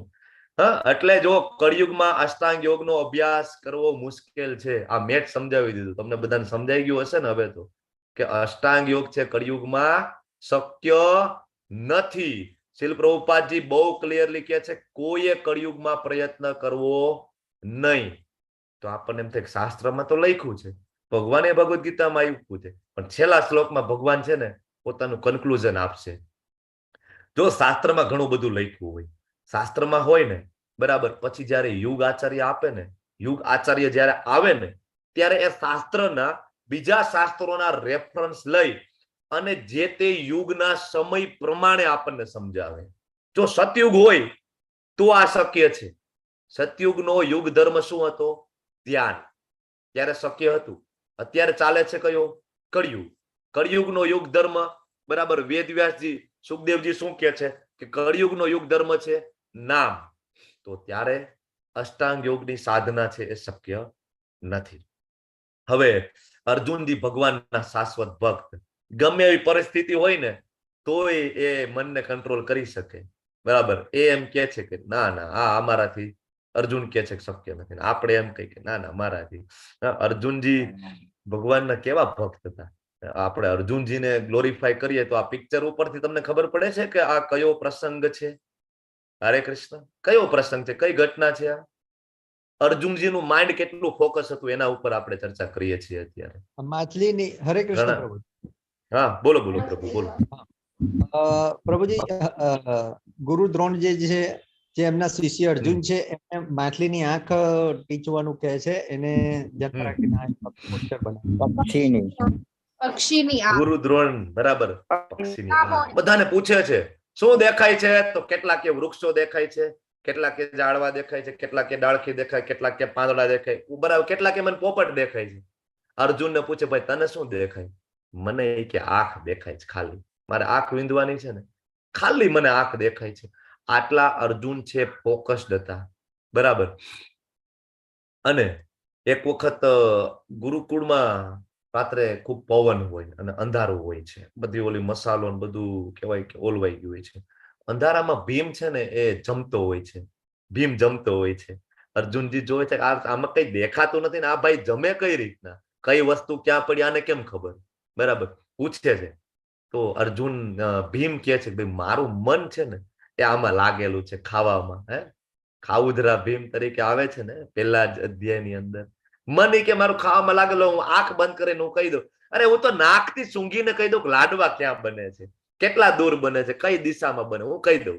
ભીમ કે, અર્જુન કે આનું મન આમાં લાગેલું છે, મારું મન જો મારી વિદ્યામાં લાગી જાય તો? અર્જુન પ્રેક્ટિસ કરે છે શેની? રાત્રે આંખ ઉપર પાટા બાંધીને. શેનું? તો કે શબ્દ ભેદી બાણ ચલાવવાનું. અને એક સમય અર્જુન છે આંખ બંધ હોય અને ખાલી ગમે એ દિશામાંથી ખાલી અવાજ આવે ને, અવાજ, અર્જુન ત્યાં તીર છોડી દે એટલે ત્યાં પૂરું, કાર્યક્રમ સમાપ્ત. શબ્દભેદી બાણ ચલાવે. કોણ આવું શબ્દભેદી બાણ ચલાવતું હતું અર્જુન સિવાય? બોલો. દશરથ રાજા. દશરથ રાજા ચડાવતા હતા. બરાબર, દશરથ રાજા. હરે કૃષ્ણ પ્રભુજી. હરે કૃષ્ણ. પૃથ્વીરાજ ચૌહાણજી, પૃથ્વીરાજ ચૌહાણ.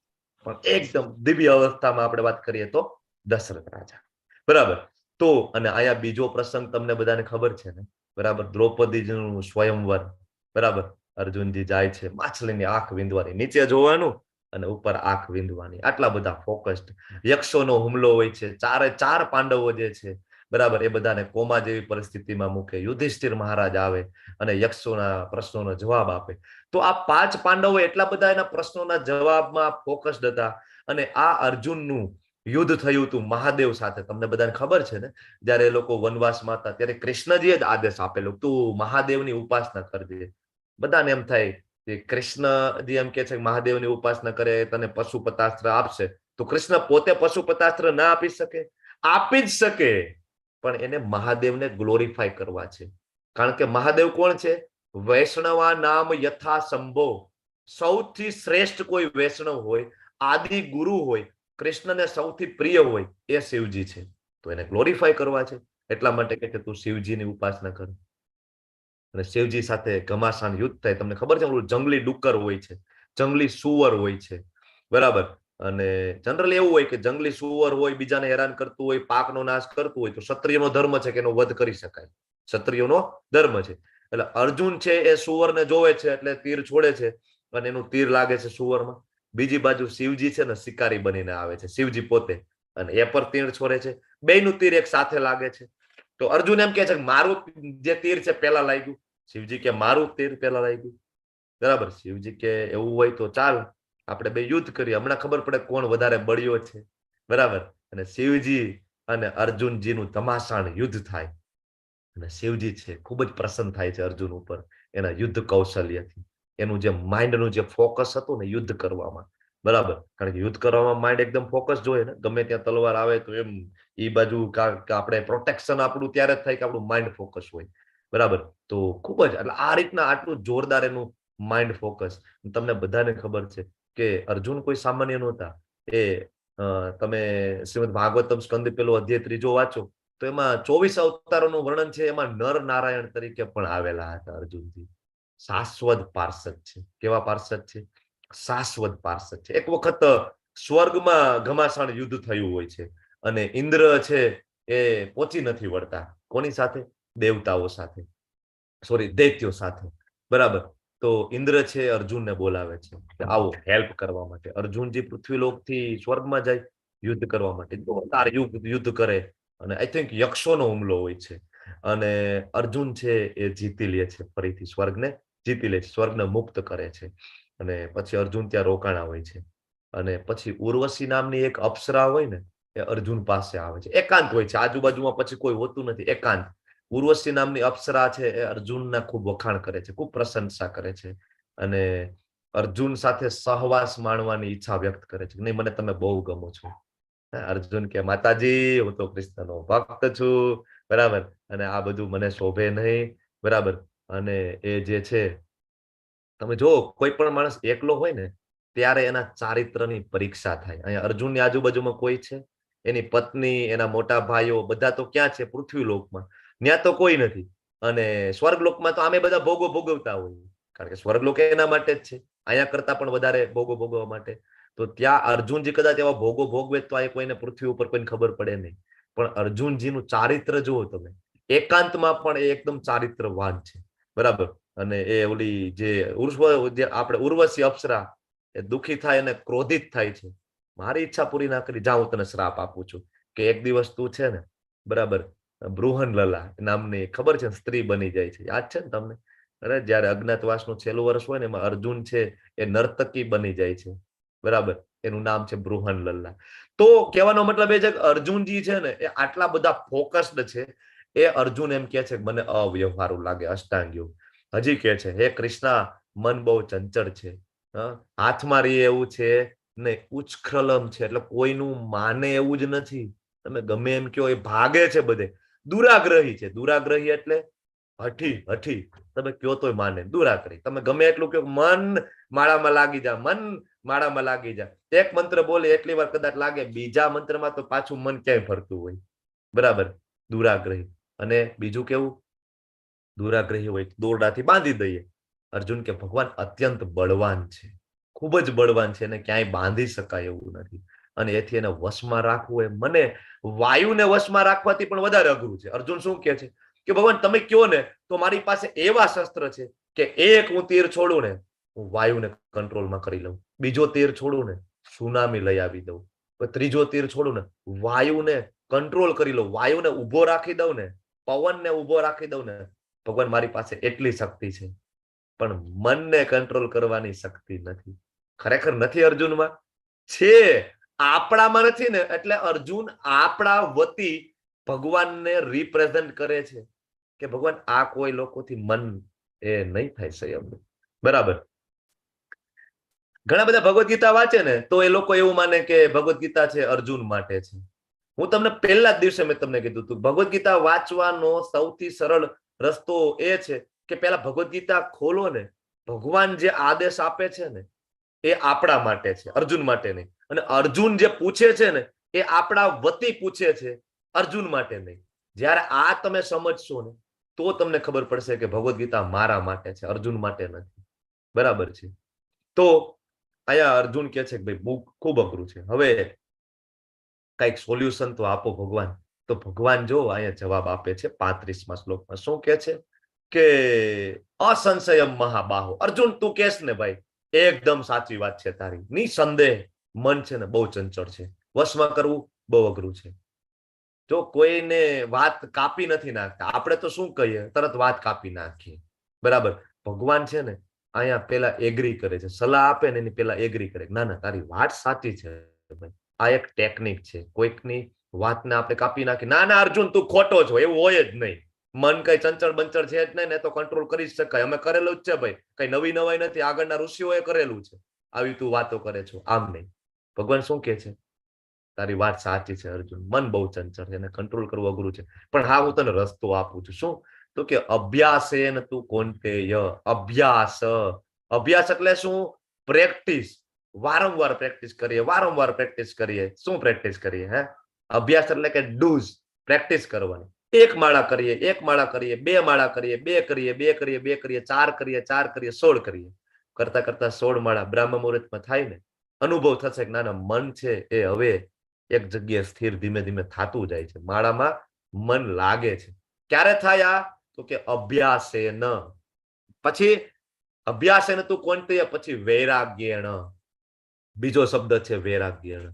અભ્યાસ એટલે કે પ્રેક્ટિસ કરવી. પ્રેક્ટિસ મેં કે મેન પરફેક્ટ. બરાબર ને? એટલે પ્રેક્ટિસ કરવી, ડૂઝ, માળા કરવી, ભોગ લગાડવું. અને વૈરાગ્ય એટલે કે ડોન્ટ, શું નહીં કરવાનું. ખરેખર એ વૈરાગ્ય છે. વૈરાગ્ય એટલે એવું નહીં બધું છોડીને જતું રહેવું, પણ 4 નિયમોનું પાલન કરવું. વૈરાગ્ય. બરાબર. જે ભક્તિમાં બાધા રૂપ છે એ ધીમે ધીમે ધીમે ધીમે છોડતું જવાનું. બરાબર. એ વૈરાગ્ય છે. બરાબર. તો આ બે વસ્તુ કરવાથી ભગવાન કહે છે મનને કંટ્રોલ કરી શકાય. જે મનુષ્યનું મન અસંયમિત છે એના માટે આત્મ સાક્ષાત્કાર દુર્લભ છે, ભગવત પ્રાપ્તિ કોઈ દી થવાની નથી. પણ જેનું મન સંયમિત હોય અને જે યથા યોગ્ય ઉપાય દ્વારા પ્રયત્ન કરે, યથા યોગ્ય ઉપાય દ્વારા પ્રયત્ન કરે એટલે એ ઉપાય કોણ આપશે? તો ચોથા અધ્યાયમાં આપણે ભણી ગયા, તદ્વિધિ પ્રણિપાતેન પરિપ્રશ્નેન સેવયા. ચોથા અધ્યાયનો 34મો શ્લોક કે ભાઈ તું મારા અધિકારી પુરુષ પાસે જા, એ તને યથા યોગ્ય ઉપાય આપશે. શું આપશે? 4 નિયમો પાલન કરો, બ્રાહ્મ મુહૂર્તમાં વહેલા ઉઠો, રાત્રે વહેલા સુઈ જાઓ, સાત્વિક ભોજન જમો, ભગવાનને ભોગ લગાડેલું પ્રસાદ જ ગ્રહણ કરો અને 16 માળા કરો. આટલું કરશો ને તો આ યથા યોગ્ય ઉપાય દ્વારા મન છે સંયમિત થાય. હવે જેનું મન સંયમિત છે એને નિશ્ચિતપણે સફળતા પ્રાપ્ત થાય છે. આ મારો અભિપ્રાય છે. કોનો અભિપ્રાય છે? કૃષ્ણનો. પોતાનો ઓપિનિયન આપી રહ્યા છે. હવે આપણા બધાનો મનનો પ્રશ્ન અહીંયા અર્જુનજી પૂછે છે કે ભાઈ અસફળ યોગીની મંજિલ શું? પણ હું તમને એમ કહું કે અસફળ ભક્તિ યોગીની મંજિલ શું? અહીંયા યોગી નો અર્થ છે ખરેખર ભક્તો. હવે આપણને ઘણીવાર એમ થાય કે ભક્તિમાં તો આવી ગયા, તો ભક્તિની શરૂઆત કરવી બહુ સહેલી છે, બરાબર, તરત શરૂઆત થઈ જાય. પણ ભક્તિને બંધ કરવી એના કરતા સહેલું. આવતીકાલથી લેવલ 1 ના ક્લાસ બંધ, લેવલ 2 ના ક્લાસ બંધ, માળા બંધ, બરાબર. પેલા કરતા તે મજા મોજ મજા ભોગો ભોગવીએ. તો બંધ કરવું પણ સહેલું, ચાલુ કરવું સહેલું. અઘરું શું છે ખબર છે? ટકાવી રાખવું. ખૂબ જ એને કન્ટિન્યુટી જાળવવી. 10 વર્ષ, 20 વર્ષ, 50 વર્ષ સુધી રોજ સવારે મંગળા આરતીમાં ઉઠવાનું હોય તો ઘણા બધા ભક્તો ઉઠે છે. હમણાં આવ્યા હતા ને, હું દ્વારકા ગયો હતો ને, પૃથુ મહારાજ છે, મારા જન્મ પહેલા કેટલાય વર્ષો પહેલા એની દીક્ષા થઈ ગઈ છે, મારા જન્મ પહેલા. તો છેલ્લા 40-50 વર્ષથી કન્ટિન્યુઅસ મંગળા આરતી કરી રહ્યા છે. 40 વર્ષ, 50 વર્ષ, અને રોજ મિનિમમ 16 રાઉન્ડ. એવું નહીં કે 16 રાઉન્ડ, મિનિમમ 16 રાઉન્ડ. એનાથી વધારે તો રોજ થાય ને થાય છે. આ જે છે ને એ અઘરું છે. તો હવે ધારો કે એવું થયું કે ભક્તિમાં તો આવી તો ગયા, બરાબર, પછી ભક્તિમાંથી પડી ગયા, માયાનો ઓલો કહેવાય કે પંજો લાગી ગયો ને, એવું એસોસિએશન મળી ગયું, એવા મિત્રો મળી ગયા, બરાબર, હાલ ને ભાઈ હવે માળા જ છે, હવે બહુ ભક્તિ કરી, હાલ આપણે જઈએ ફરવા, જઈએ એ શિમલા, દીવ, ગોવા જઈએ, બહુ મજા કરીશું, હાલ ને ભાઈ, બરાબર. માયાનો પંજો પડી ગયો, ભક્તિ છૂટી ગઈ, તો શું થાય? આજે આટલો તમે લેવલ 1, લેવલ 2 મારી સાથે 1 માળા કરી, 2 માળા, 16 માળા કરી, બધું પાણીમાં ગયું. એ અર્જુન પૂછે છે કે હે કૃષ્ણ, અસફળ યોગીની શું ગતિ થાય? શરૂઆતમાં આત્મ સાક્ષાત્કારની પ્રક્રિયાને શ્રદ્ધાપૂર્વક ગ્રહણ કરે. શરૂઆતમાં તો લેવલ 1 માં આવી ગયા, લેવલ 2 માં આવી ગયા, માળાએ ચાલુ કરી દીધી, પણ પછી ભૌતિકતાના કારણે મજા કરવી હતી ને, તો વિચલિત થઈ ગયા. તો એ યોગ સિદ્ધિને પામી નહીં શકે. ઓલો ધોબીનો કૂતરો ઘરનો નહીં, ઘાટનો નહીં, આવું થશે. રોજ સવારમાં 1.5 કલાક લેવલ 1 માં બગાડી, માળા કેટલો ટાઈમ કરી, ડુંગળી લસણે ધીમે ધીમે છોડી દીધું, તિલકે કરવા માંડ્યા, ધોતી કુર્તો પહેરવા માંડ્યા, અને પછી તો કે ભક્તિમાંથી પડી ગયા, બધું બંધ. તો હવે જે કર્યું તું એ વેસ્ટ ગયું. ભગવાન કે છે 41માં શ્લોકમાં કે ના, એવું છે નહીં. અસફળ યોગી પુણ્યાત્મા લોકોના લોકમાં અનેક વર્ષો સુધી સુખ ભોગવ્યા પછી સદાચારી લોકોના અથવા તો ગર્ભ શ્રીમંત લોકોના કુળમાં જન્મ પ્રાપ્ત કરે છે. શું કે છે કે ધારો કે કોઈ ભક્તિમાં અસફળ થયું, 5% ભક્તિ થઈ, 10% ભક્તિ થઈ, ભક્તિ છૂટી ગઈ, બરાબર, ભક્તિ છૂટી ગઈ, તો પછી અથવા તો માળા કરતા સમયે પછી એમ થાય કે ના હજી મજા કરવી છે, ભોગ ભોગવવા છે, હજી તો મોટો બંગલો ને ગાડી ને સુંદર સ્ત્રીની કામનાઓ ને આ બધું યાદ આવે, તો ભગવાન, અને આના કારણે ભક્તિ છૂટી જાય, તો ભગવાન શું કે છે કે એવા લોકોના લોકમાં હું મોકલીશ ને, ક્યાં? સ્વર્ગમાં, કે જ્યાં એ વર્ષો સુધી શું ભોગવશે? સુખ. અહીંયા એને જોયું નહીં હોય ને એવું સુખ હું એને ભોગવવા ત્યાં આપીશ. અને સદાચારી પછી તો કે પછી એને ફરીથી પૃથ્વી ઉપર જન્મ આપીશ. ક્યાં? તો કે સદાચારી લોકો હોય છે, જ્યાં સદાચારી લોકો અને ગર્ભ શ્રીમંત લોકો હશે. પૈસા કમાવાની એને લપ નહીં હોય, પૈસા કમાવાની મગજમારી નહીં, બરાબર. અને સદાચારી કુટુંબ, નરોત્તમદાસ ઠાકોર, રઘુનાથ ગોસ્વામી, સનાતન ગોસ્વામી, રૂપ ગોસ્વામી, ક્યાં જન્મ થાય છે? બરાબર. તો કે એ તો બધા મુક્ત આત્મા છે. આ તો તમને એક્ઝામ્પલ આપું છું, બરાબર. અને આગળ હવે ધારો કે 5-10% વાળાનું તો આ બરાબર ભગવાન વ્યવસ્થા કરી છે. ધારો કે કોઈની ભક્તિ 80-85% થઈ ગઈ, 95% થઈ ગઈ, 98% થઈ ગઈ, અને છેલ્લે ભગવાન પ્રાપ્ત થતા છેલ્લે શરીર છૂટી ગયું, ભક્તિ પૂરી ના થઈ, અથવા છેલ્લે ભક્તિમાંથી પતન થયું, તો શું થાય? તો કે દીર્ઘ યોગાભ્યાસ પછી ધારો કે કોઈ અસફળ રહે ને, તો એવા અધ્યાત્મવાદીના કુળમાં હું જન્મ આપું ને, કે જેઓ અતિશય જ્ઞાનવાન છે. ખરેખર આમાં એક્ઝામ્પલ આપી શકાય, નરોત્તમ ગોસ્વામી, રૂપ ગોસ્વામી, સનાતન ગોસ્વામી, આમાં નહીં, બરાબર. તો અતિશય જ્ઞાનવાન, બરાબર. આમાં જો આપણા એસી ભક્તિવેદાંત સ્વામી શ્રી પ્રભુપાદ, બરાબર. અને ભગવાન કહે છે કે આવો જન્મ એ તો અત્યંત દુર્લભ છે, આવો જન્મ મળે નહીં, બહુ દુર્લભ છે, બરાબર. તો આવો જન્મ પામવો ખૂબ જ દુર્લભ હોય છે, બરાબર. ભક્તિવેદાંત સ્વામી શ્રી પ્રભુપાદના પિતાજીનું નામ ગૌર મોહન ડે, બરાબર. નાનપણથી જ નાના રાધા કૃષ્ણ આપે, બરાબર. એમને પૂજા વિધિ શીખડાવે, નાનપણથી જ માળા કરતા શીખડાવે. તમે જુઓ કે ઘણા બધા બાળકો એવા છે કે એ નાનપણથી જ છે ને ભક્તિમાં આવી જાય તરત જ. આપણા વાળ સફેદ થઈ ગયા ને તોય આપણે ભક્તિમાં આવી શકતા નથી. ખૂબ અઘરું છે ને. ઘણા બધા હજી નથી, આપણે બધા તો તોય હજી આવી ગયા, ઘણા બધા હજી નથી આવી શકતા. અને ઘણા નાના કહેવાય ટબુડિયાઓ છે, એને તમે પૂછો ભગવદ ગીતાના શ્લોકો બોલે, ભાગવતમના શ્લોકો બોલે, ભગવાન કોણ? તો તરત જવાબ આપે. શું કામ? તો કે એને પૂર્વ જન્મમાં ભક્તિ છે ને 98% 90% કરીને આવ્યા છે, એટલે તરત જ ક્લિક થઈ જાય માઇન્ડમાં, કૃષ્ણ છે, ભગવાન છે, મારે માળા કરવાની છે ડાયરેક્ટ. હવે આ અધ્યાયનો છેલ્લો શ્લોક છે, આ અધ્યાયનો છેલ્લો શ્લોક છે, સારરૂપ શ્લોક છે, બરાબર. હવે અત્યાર સુધી તમે ભણ્યા, શું શું ભણ્યા? કર્મયોગ ભણ્યા, સકામ કર્મ, કર્મકાંડ, નિષ્કામ કર્મયોગ, બરાબર. પછી છેલ્લે અષ્ટાંગ યોગ ભણી ગયા, બરાબર. હવે આપણને એમ થાય કે આમાંથી શ્રેષ્ઠ કયું, આમાંથી ખરેખર કરવાનું કયું? હિમાલયની ગુફામાં જવાનું? છેલ્લે આપણને અત્યાર સુધી જયારે ભગવદ્ ગીતા વાંચી નહોતી ત્યારે આપણે બધાને શું હોય કે ભાઈ સૌથી મોટા સંત અથવા તો સૌથી મોટા ભક્ત કોણ કહેવાય? કે હિમાલયની ગુફામાં જઈને બેઠા હોય એ. આપણને આવું જ હોય ને, બરાબર.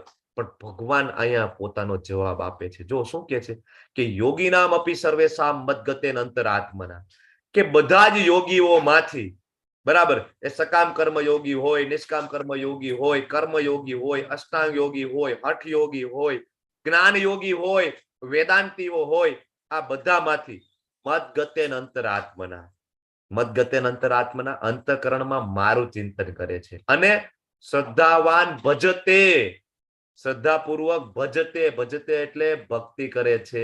કોની? તો કે યો મામ, જે મારી ભક્તિ કરે છે, શ્રદ્ધાપૂર્વક, પ્રેમપૂર્વક મારી ભક્તિ જે કરે છે ને, તમે યુક્તો તમમત, કે આ જે છે ને એ સર્વશ્રેષ્ઠ, સર્વથી ઉત્તમ છે ને એ યોગી છે. એટલે ભગવાન અહીંયા ખરેખર યોગીની વ્યાખ્યા આપે છે કે યોગી એટલે કોણ? યોગી એટલે જે ભક્તિ યોગી છે. યોગી એટલે કોણ? ભક્તિવેદાંત સ્વામી શ્રી પ્રભુપાદ. એ ખરેખર સાચા અર્થમાં યોગી એ છે. ભગવાનનો જે મત છે, ભગવાનના મતે જે સર્વશ્રેષ્ઠ યોગી છે ને એ ભક્તિ યોગી, નહીં કે હિમાલયની ગુફામાં બેઠા હોય, કે વેદોના શ્લોકો કંઠસ્થ કરતા વેદાંતીઓ, નિરાકારની ઉપાસના કરતા નિરાકારવાદીઓ નહીં. ભગવાન ક્લિયર કટ, આ શ્લોક છે ને યાદ રાખવા જેવો શ્લોક છે.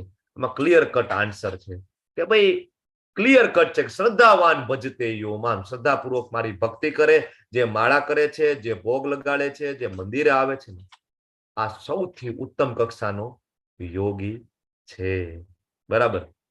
મહાન યોગી કોણ છે? નારદજી છે. સતત, બરાબર, નારાયણ નારાયણ નારાયણ નારાયણ સતત, બરાબર. મહાન યોગી કોણ છે? હનુમાનજી છે. સતત રામ રામ રામ રામ. આ ખરેખર આ યોગી છે, બરાબર.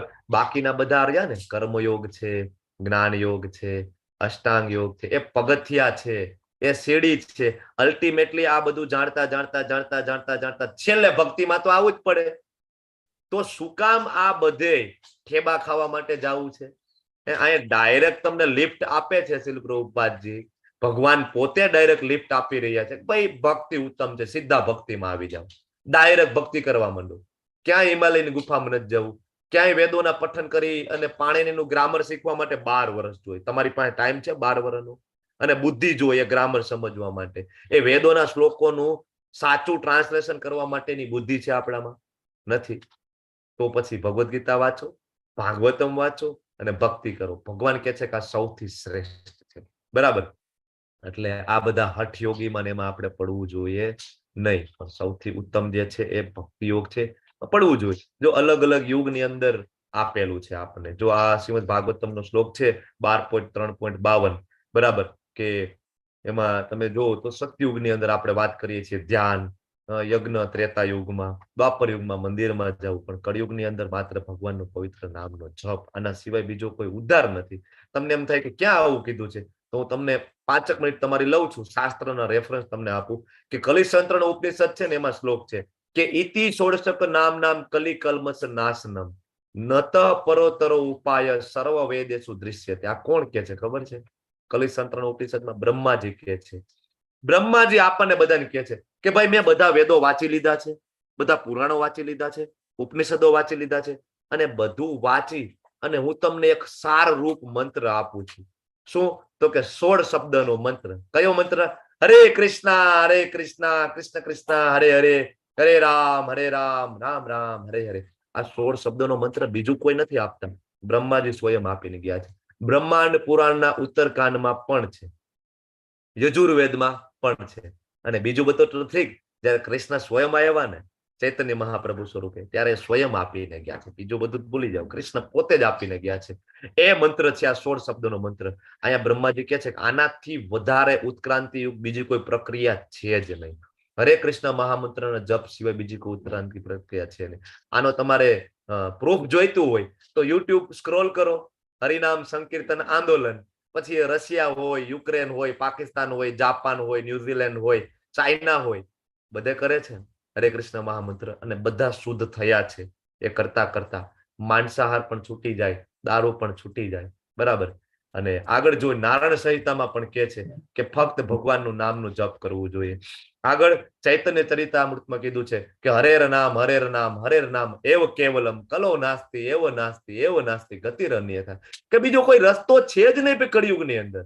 આ કાળો જે યુગ છે, આ કલહનો જે યુગ છે, આની અંદર તમારી પાસે બીજો કોઈ ઓપ્શન છે જ નહીં, માત્ર ભગવાનનું પવિત્ર નામ.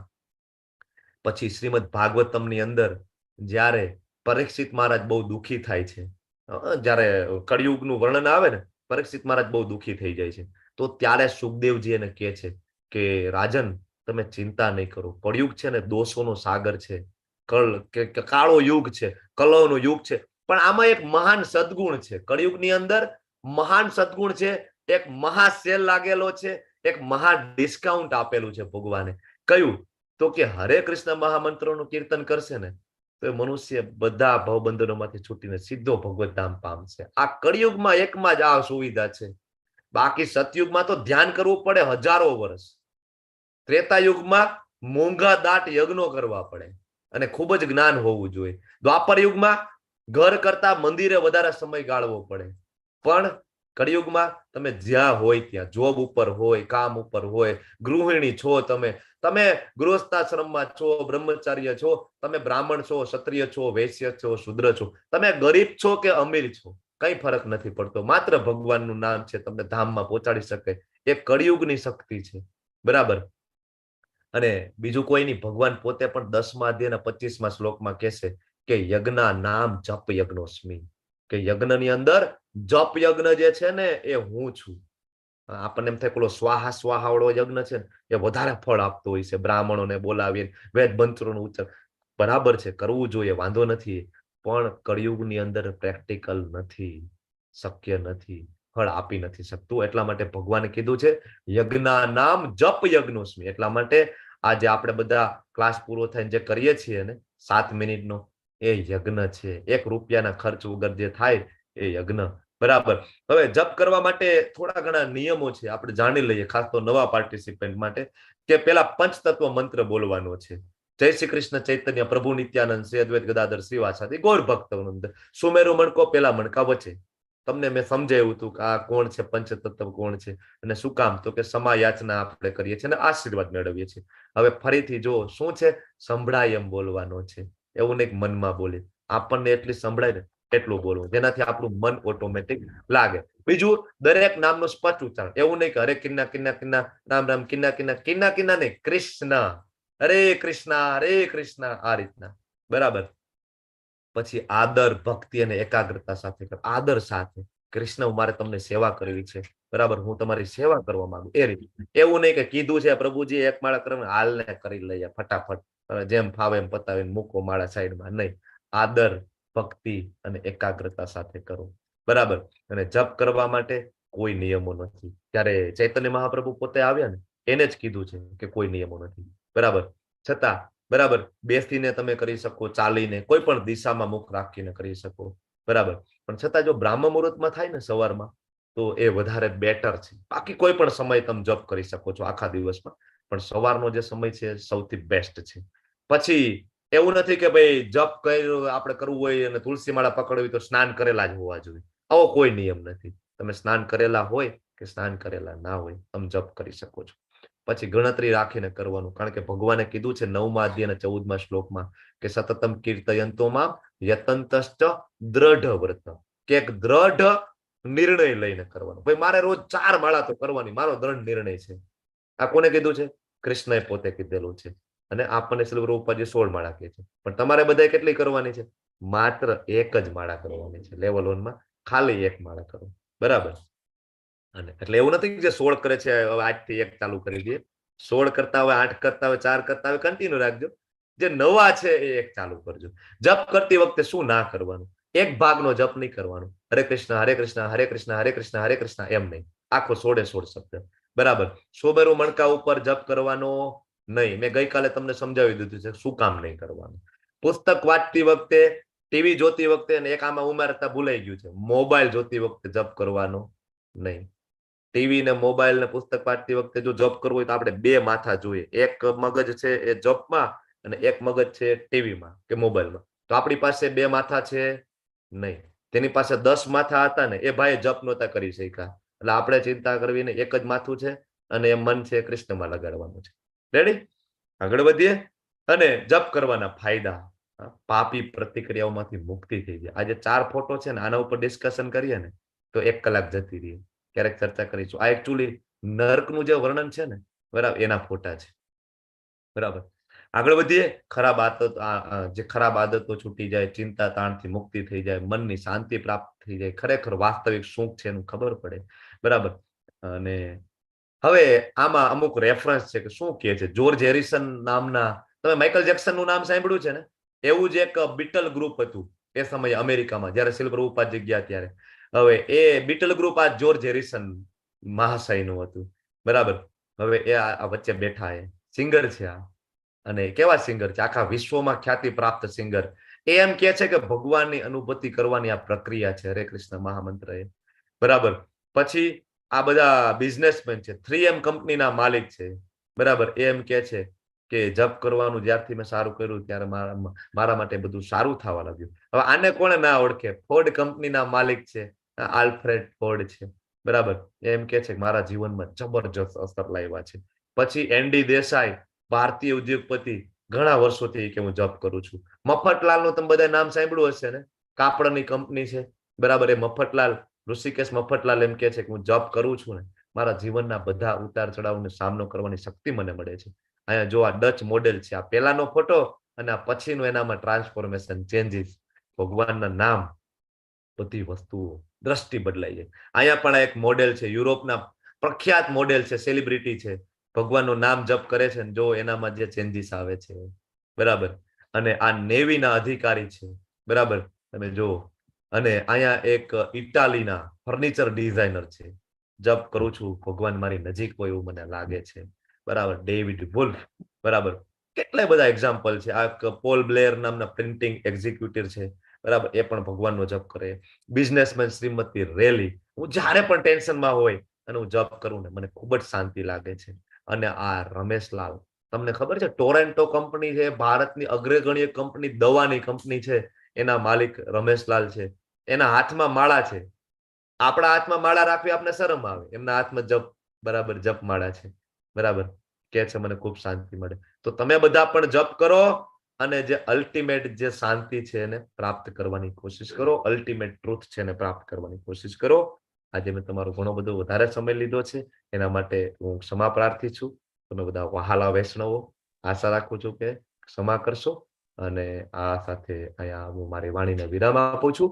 વાંછા કલ્પતરુભ્યશ્ચ કૃપા સિંધુભ્યૈવ ચ પતિતાનાં પાવનેભ્યો વૈષ્ણવેભ્યો નમો નમઃ. હરે કૃષ્ણ કૃષ્ણ કૃષ્ણ હરે હરે, હરે રામ હરે રામ રામ હરે રામ રામ રામ હરે હરે. હરે કૃષ્ણ પ્રભુજી.